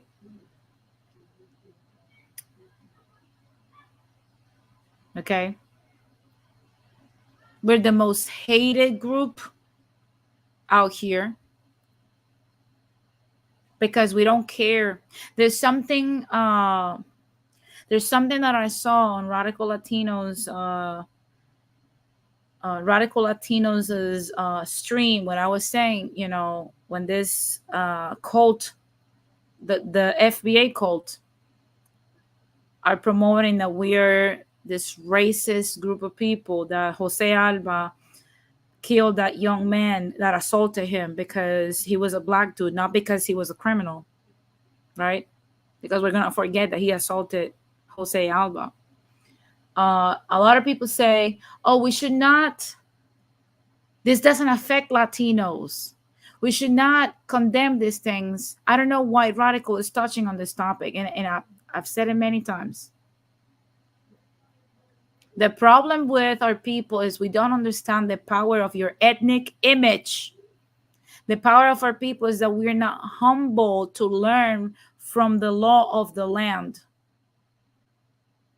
We've seen a group of people that these same practices were put on them. They were shamed, they were discredited, they were sabotaged, they were lied on, and they were put on their dark, negative propaganda, even though their criminal class is only 16% of their people. 84% are productive individuals. And those are Black Americans. I've been saying this since 2020, but people don't listen. Pay attention to the route that America took with African Americans, and trust me, they'll do the same to you. And that's what's happening right now. That's what's happening right now. And not only African Americans went through this. Look at just Asian people. Just look at them. Look into how they became who they became. They smartened the hell up because they were put in this position. It's time for us to do this. We need to stop being at the bottom.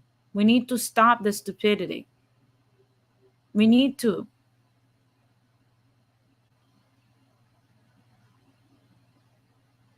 I love what Drogo Argentino says. He said, empire will take his place. Absolutely. I see the 18 letter says, Conan, you'll be the slaves for the whites. As the Latinos in the lawn service, roof fixers, and construction workers, Blacks will pay for your labor. To a degree, Rakim, because there's Black people right now in positions of power. There's at least that we know 18 African Americans that are billionaires today in American soil. You don't acquire $1 billion by not exploiting a sector of the population. They smartened up and they became wealthy. They became the powerful too. I cannot blame them. But when are we going to smarten up?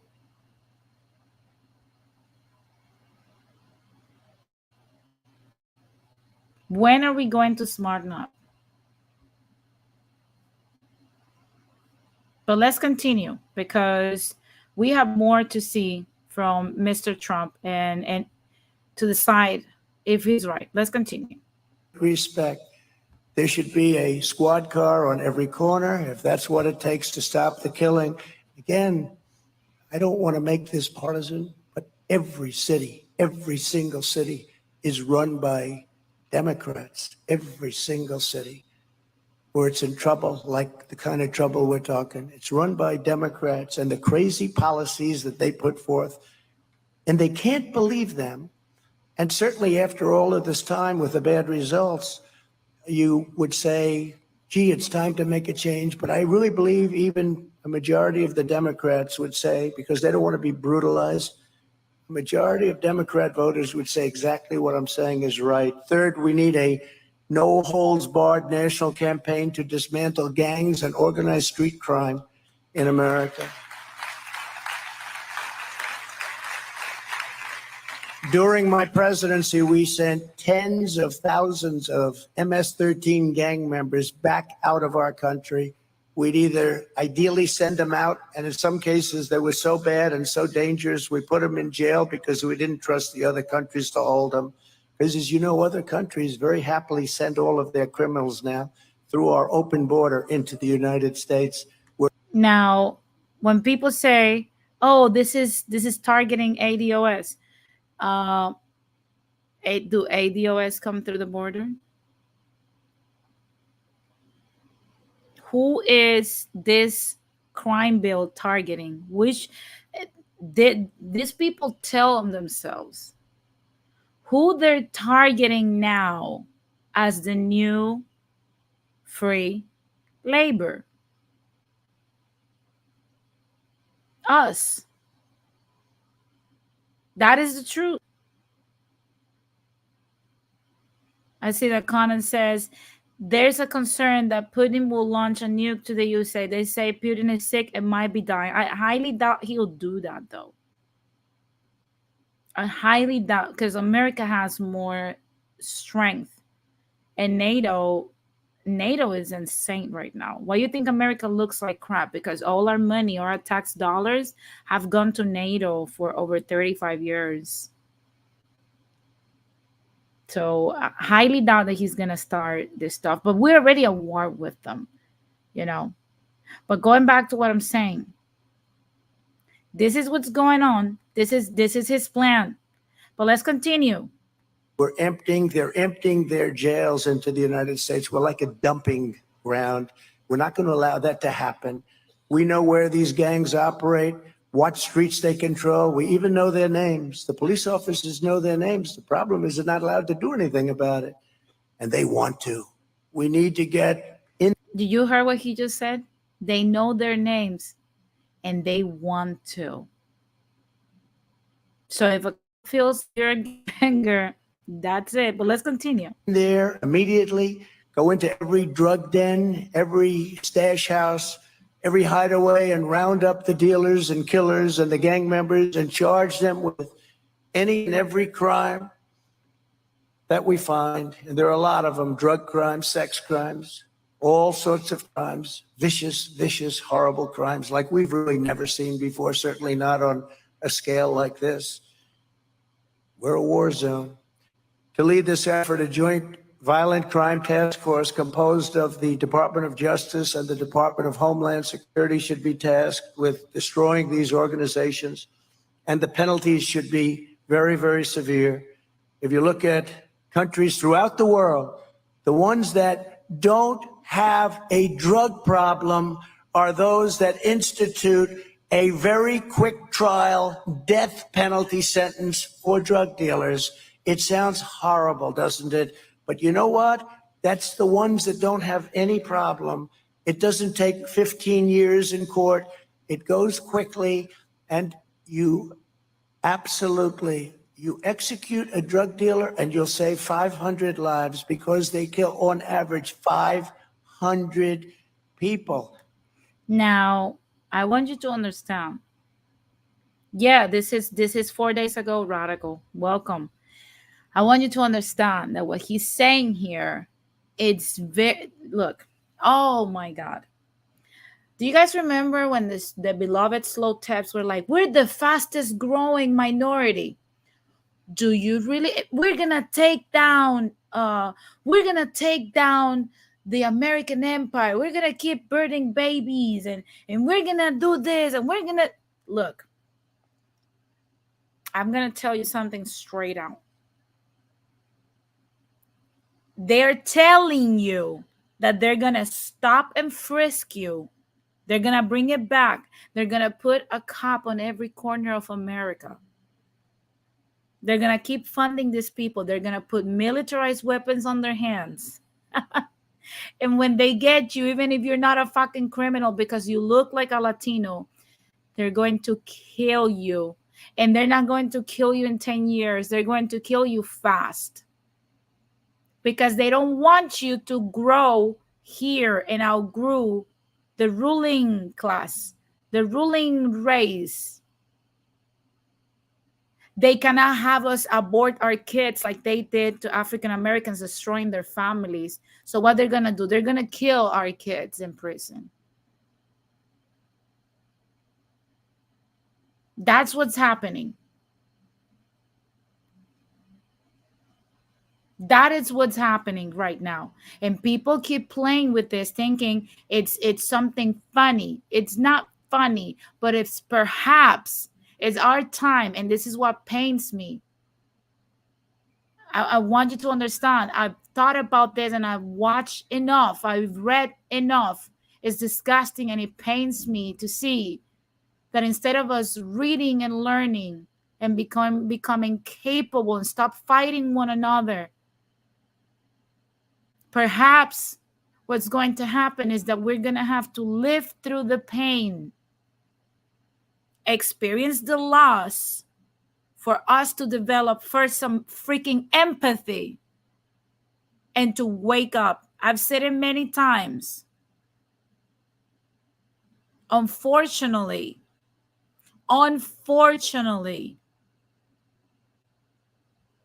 we do not know the concept of freedom.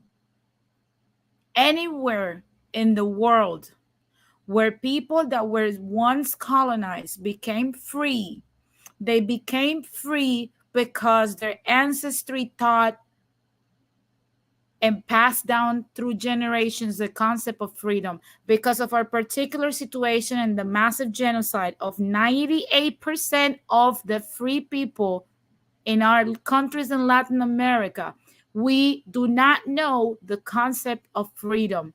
Black Americans do, because they were not exterminated. And they told their kids, and their kids told their kids, and so on and so on. That's what they fight. You feel ashamed and don't fight because you were taught to be colonized, and that's all you could aspire to. And it's time to wake up. It's time to wake up.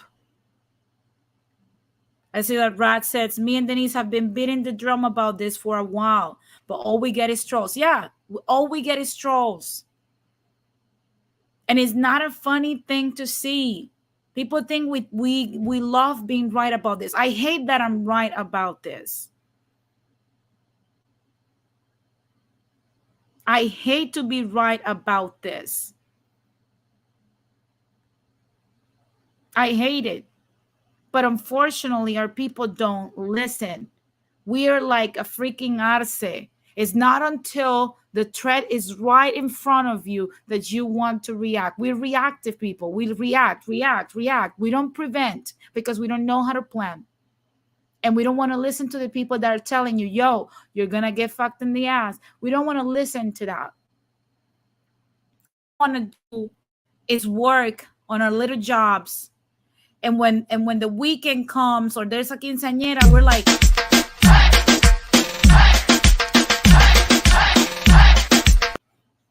that's what we want to do.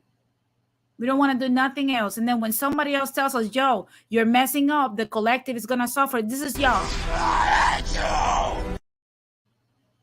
That's how it is. That's how it is.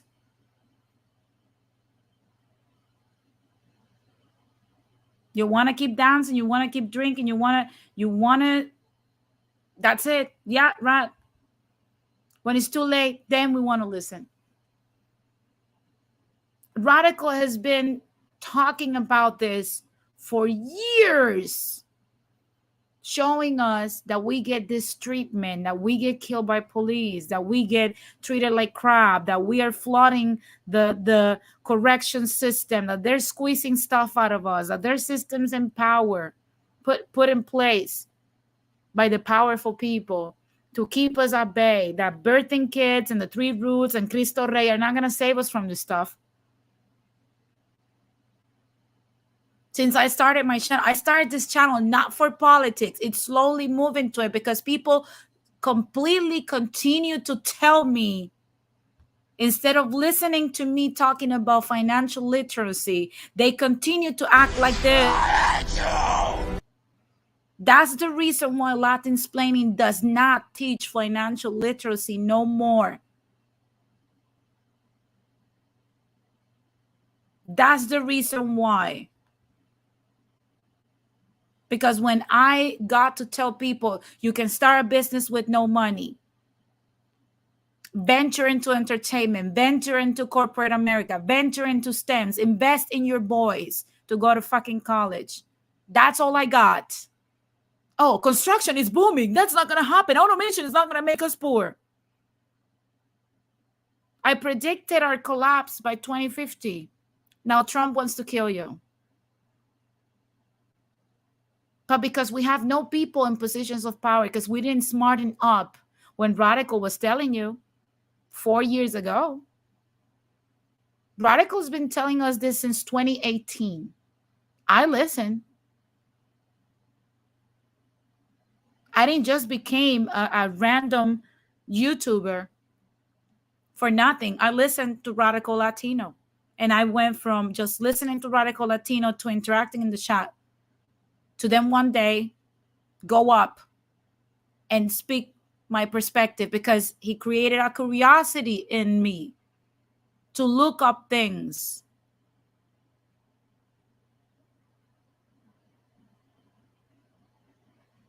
And it's time for us to have that same curiosity.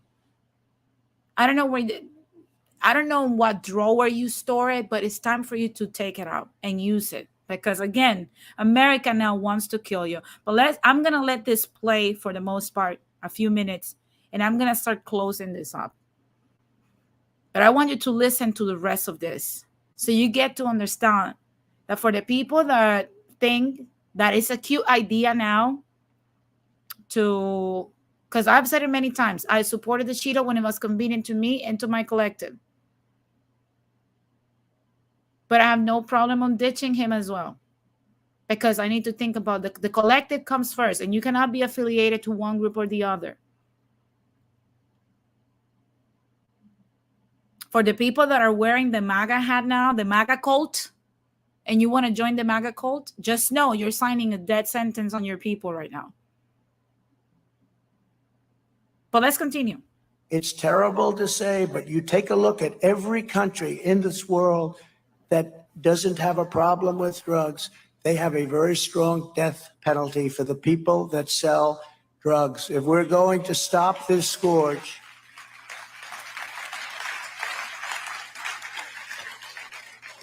it's time to get brutally tough on the dealers and traffickers and narco-terrorist cartels who are stealing over 200,000 American lives a year. And that's a very low number compared to what the real number is. It's a very, think of it, 200,000. You don't lose that in wars. You don't lose that in wars.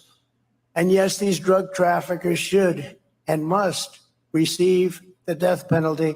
And I'll tell you, just from dealing with the heads of other countries, I said to President Xi of China, do you have a drug problem? No, no, no. Why do we ask such a question? No. He almost didn't know what I was talking about. No, no.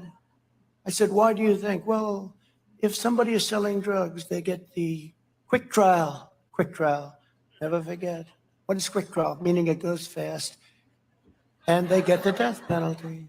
But when I asked him, I said, do you have in any way no drug problem? They do have a drug problem. You know what they do? They make drugs and send them into our country. But I had it stopped. That was the drug problem they had. We had it stopped. Now it's bigger fentanyl. They make it, most of it, and they send it through Mexico, through the border. And we had it just about stopped. And now the border, as you know, is just a horrible situation. But you look at Singapore, you look at other countries where they have the death penalty, they have no drug problem whatsoever.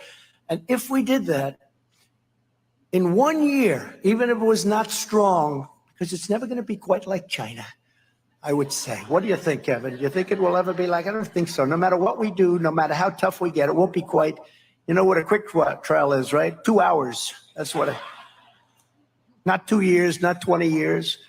No, we're not going to have that. But just by the mere fact that you have that, immediately, Newt, drug dealing would go down and deaths would go down by at least 50%. 50. 50. If the radical Democrat politicians at the state, local levels refuse to protect public safety and instead turns criminals loose to prey upon the innocent, then the federal government will have no choice but to step in, not wait for the governors anymore. I was mandated, wait for the governors, but sometimes I couldn't do that. I was watching too many things happen. And Now, did you guys hear that? That means that he's going to send in the DEA. And I don't know if Radical is still in the chat. I don't know if he's still watching, but there was something that he spoke about not too long ago, that if you live, I think, 100 miles from the U.S. limits, the feds can go in your homes and do whatever they want, and it's all good. That's literally what it is. That's literally what it is. For the people that are saying, oh, the immigrants are not Latinos, yo, if we're the fastest growing minority, who are the majority of immigrants here? Let's keep it real.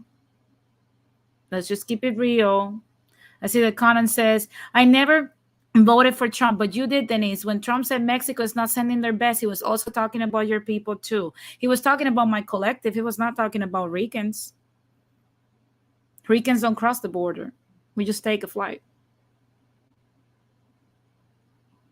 He wasn't talking about us. He was specifically talking about Mexican Central American people.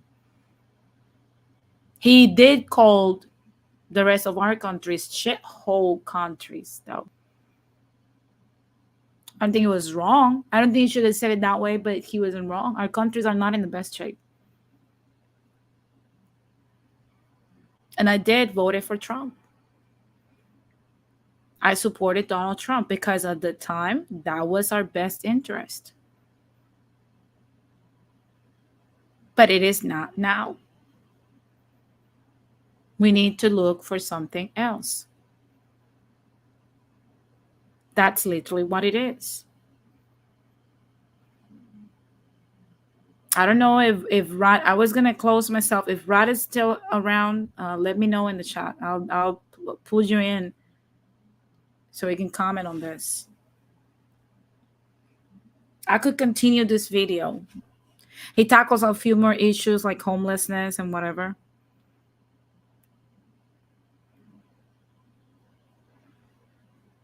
Trump didn't spoke too highly about PR, though. No, he didn't spoke highly about no one.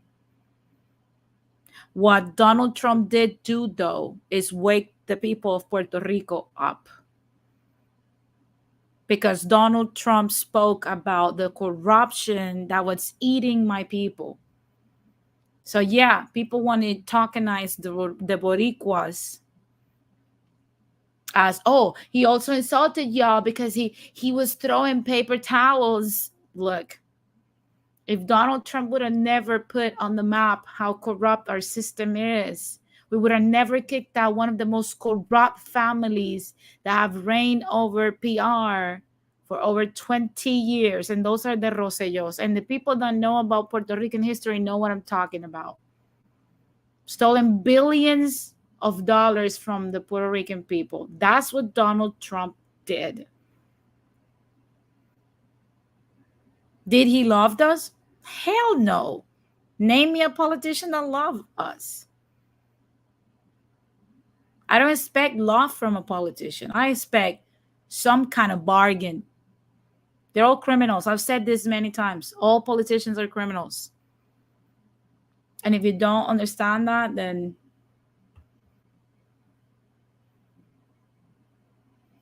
sucks for you.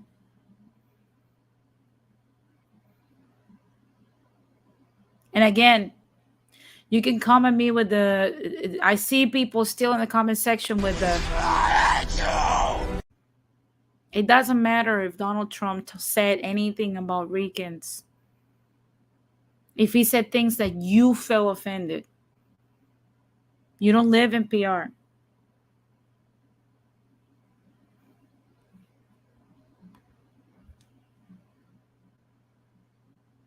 So you can tell me you hate me, or you can take action.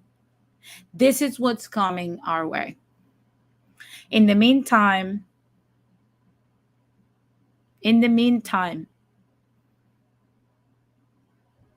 both parties are uniting right now to ban a third party from the ballots.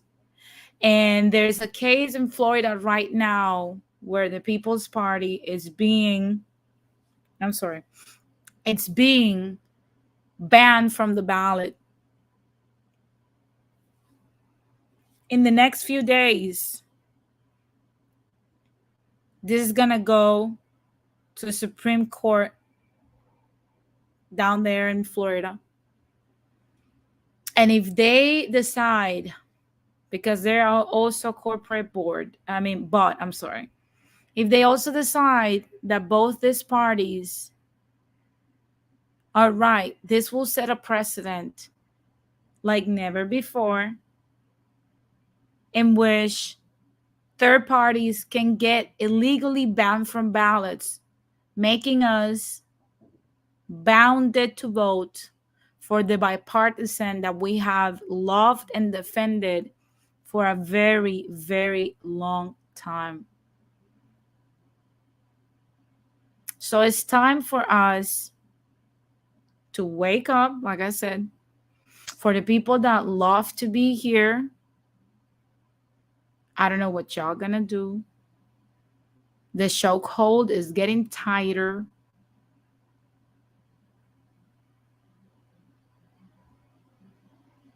Start reading people's, because I can guarantee you, if I never brought out this topic in this corner, at least, we were gonna have the MAGA cultists praising that we're gonna support this man a third time.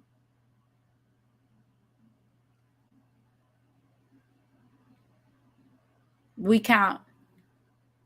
Because this time, what Donald Trump represents right now is that he wants the continuance of an agenda that doesn't benefit the collective. He benefited the collective in 2016. He benefited the collective in 2020. We didn't vote for him, but we voted for Joe.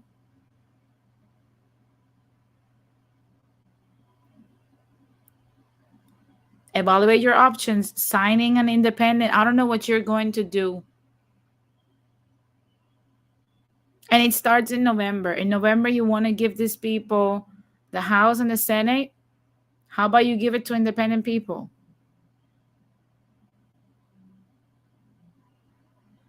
Do something different.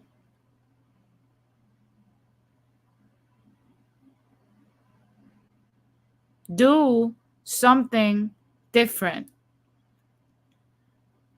And I know we're going to have a lot of coonish people from our community, because many of us are cowards, and we'd rather just shy away from responsibility, hard work, and all this stuff, because it's too much, and we'd rather just, it's too much work, and we don't have the energy. We work on 9 to 5, and all we want to do is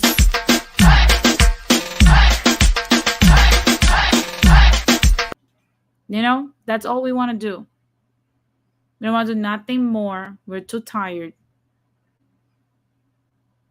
So we don't want to pick a book. We don't want to read people's platforms and agendas and none of this stuff. So we most likely will either vote Democrat or Republican, because that's the only thing we can do.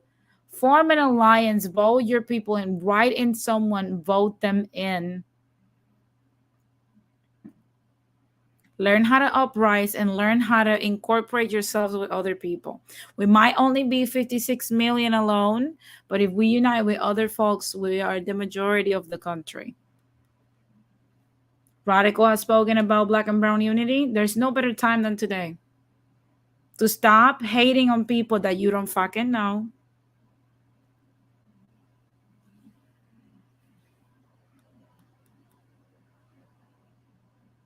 And work and vote towards your own interests. That's just how it is. So, are you going to vote? I don't know. I don't know. But if you have the power, I would recommend for you. We still have a few months before November. Think about someone in your community that you can support and vote for them. Vote them in. Vote them in. Oh, it's 62.5 million. Conan, thank you for the info. Yeah. That's what, 19% of the population, 20% of the American population, something like that. We're not enough.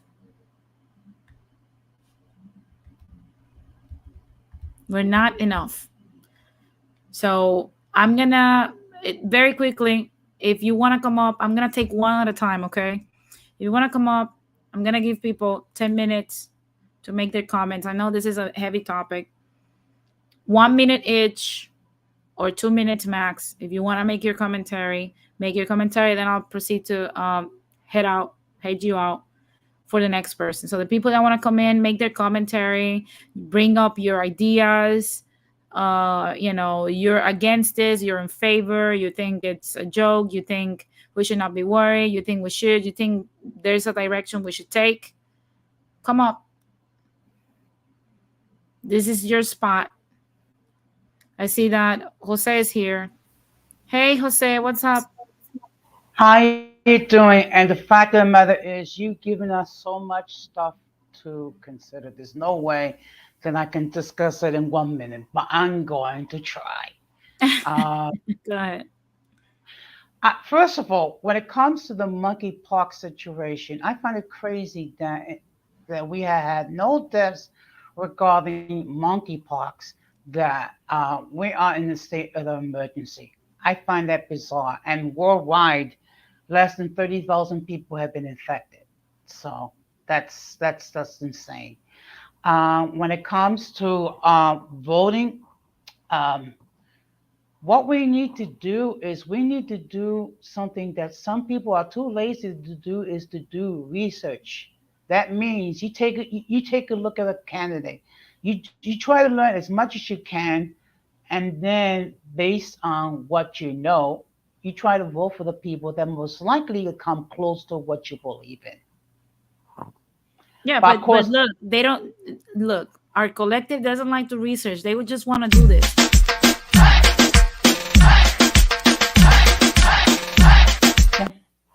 That's the research. I understand that, but you know something, and this is a quote that I said last year, which was, "It's better to light a candle than to curse the darkness." I mean, and I'm sorry, but I'm sick and tired of of complain, but yet when you're given an opportunity to do something constructive, you just complain. Now it does seem kind of hopeless the way you describe it, but really, what we need to do is we need to be willing to spend less time partying and more time actually doing the research, whether it be looking, going through Google, going through social media, going through articles and what have you, because we have to. I mean, if we can spend all that time partying, we can spend half the time trying to learn something about these crooks, as you like to refer to them. Yep, yep, absolutely. I'm gonna bounce you out, Jose. I Mm. want to thank you for your perspective, and I agree 100%. You know, we gotta research. We gotta stop with the dancing and the quinceañeras and things.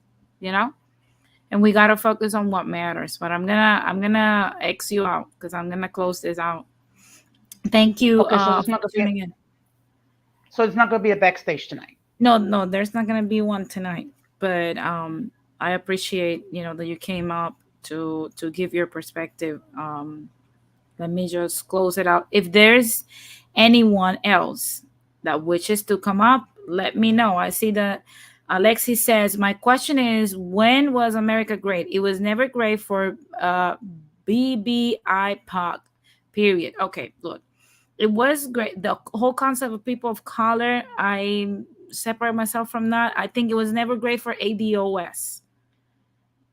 For Latinos, there was a time when America was great. I covered that topic on were Latinos affected by Jim Crow. Go watch that video. That's one of my most, if not the most watched video that I've had. Latinos had it good. They had white privilege during Jim Crow. They had it good. They didn't use it because, again, this is all we want. That's all we want to do. That's all we want to do.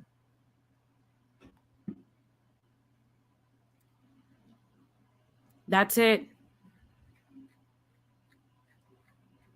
Okay, that's literally what it is. I see that Daisy says, one thing to think about, the people who needs to hear this, it's not reaching them. We're here because we agree. You'd be surprised. Many of the slow tip public now listens to Latinsplaining because they realize that their slow tips are back in the cave. Now that the situation is tough on Latinos, all the slow tips that used to tell their public and their followers that they were right, that they should be hating on everyone, that Latinos have the power, that the three rules, that this. All that people are in Burger King today. Unemployment ended. There's no more steamies. They lied to you. That's why there's no more videos. Crickets from that side. That's literally what's happening. Crickets. They're not going to make more content. I hear what MK says. Likes up. Likes up. I know you're loving this content. Let's get the likes up. Yeah, Alexis, I agree 100%. We got to rock the boat. Even if people come at me, because usually the rhetoric between me and Radical by the slow tips is that they always say they hate us. They always call us anti-Latino. We hate Latinos. We hate Mexican people. We hate the Venezuelans. We hate Guatemala. It's always that we hate. It's never that we're just saying to all our people, wake up. We're about to lose. It's never that. It's never going to be that. They're always going to tell you that people that think like me and Radical Latino, we hate our people. But if we hate our people, why we're fighting so hard to let you know that we are literally in oblivion and about to be put under scrutiny and possibly death. Why? We hate our collective because we refuse to lie to you? Because we refuse to keep selling you a fake lie so you feel good? No. We got to say what the things for what they are. They're not painting good. The writing's on the wall. Conan says Burger King in New York City pays $15 an hour. Yeah, well, compare that to the cost of life. Before inflation, I don't know if you know those. I share it here again. You're doing the I hate you commentary. Take the day out, consume some of my content. Consume some of Radical's content. Consume some of Ramon's content. We have talked about this plenty. Before inflation, you needed an average of $24 an hour in order to get by in America before inflation. After inflation, that number increased to $29 an hour. $15 is nothing. Thank you, Donnie. What's $15 per hour with inflation around 10 to 12%, you rocket scientists? That's nothing. $15 is not that meager mindset that we have needs to be thrown out. Es basura, no sirve. It belongs in the trash can. Oh, I'm making 15 bucks. That's nothing. And I get it. We have been surviving for so long that we only know how to survive, but we need to get comfortable and thriving. That's the goal. $15 is survival.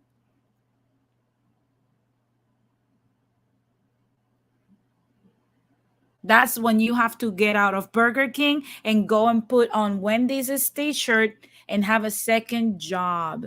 So you can put two and two together and make $20 an hour. Working 80 hours a week.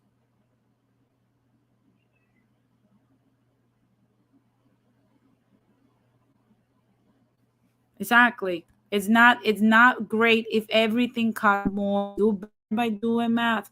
Yes. $15 is not enough to live no more. Do the calculations. $15 per hour. 40 hours a week. Then deduct taxes. And then go look for apartments for rent or houses to purchase and tell me what you can get. And that's before food, other bills, insurance, health insurance, entertainment, vehicle insurance, gas. Just saying, it's not enough. We need to get out of the scarcity mindset. We need to work for more. We have the potential to do better. We're great people. We need to do better. We have the capacity to do great things. We need to grab ourselves and work towards a goal. Conan says, Danny, you're a nurse and you probably make like $20 an hour with more responsibility and liability. I believe nurses make a little bit more than that, though. If he's in the 5 boroughs, he makes a little bit more than that. Yes, Daniel Valencia. He says, heck, $30 an hour is barely above water wage. Not now anything less is survival. It's true. Yeah. 30, make no mistake. Thank you, Daniel, for that point. $30 is just for you to be able to pay for your lifestyle. You can't do international travel. You cannot do anything out the norm. You might be able to afford an emergency here and there. That's it. But not too much. That's it. I love what Jose said earlier when he said that he has municipal employees are living in shelters in New York. That should never happen.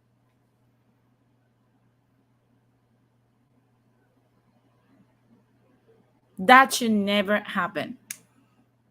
And every conversation that I have comes to the same thing.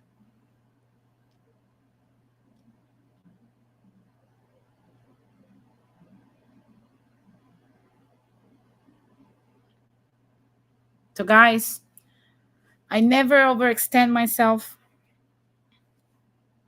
If anyone else desires to come up and share, let me know. I'll put the link one more time. But like I said, it's time for us to slow down on the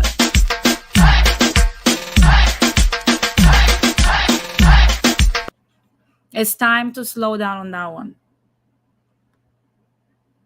It's time to just lead a more balanced life. And it's time for us to do things in a smart way.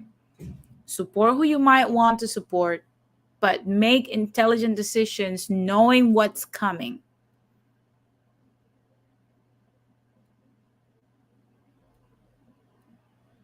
So, with that being said, I will be back. I think this week I'm going to do an impromptu. I'm definitely doing an impromptu, you know. So, I'll let you guys know through my Instagram page, you know.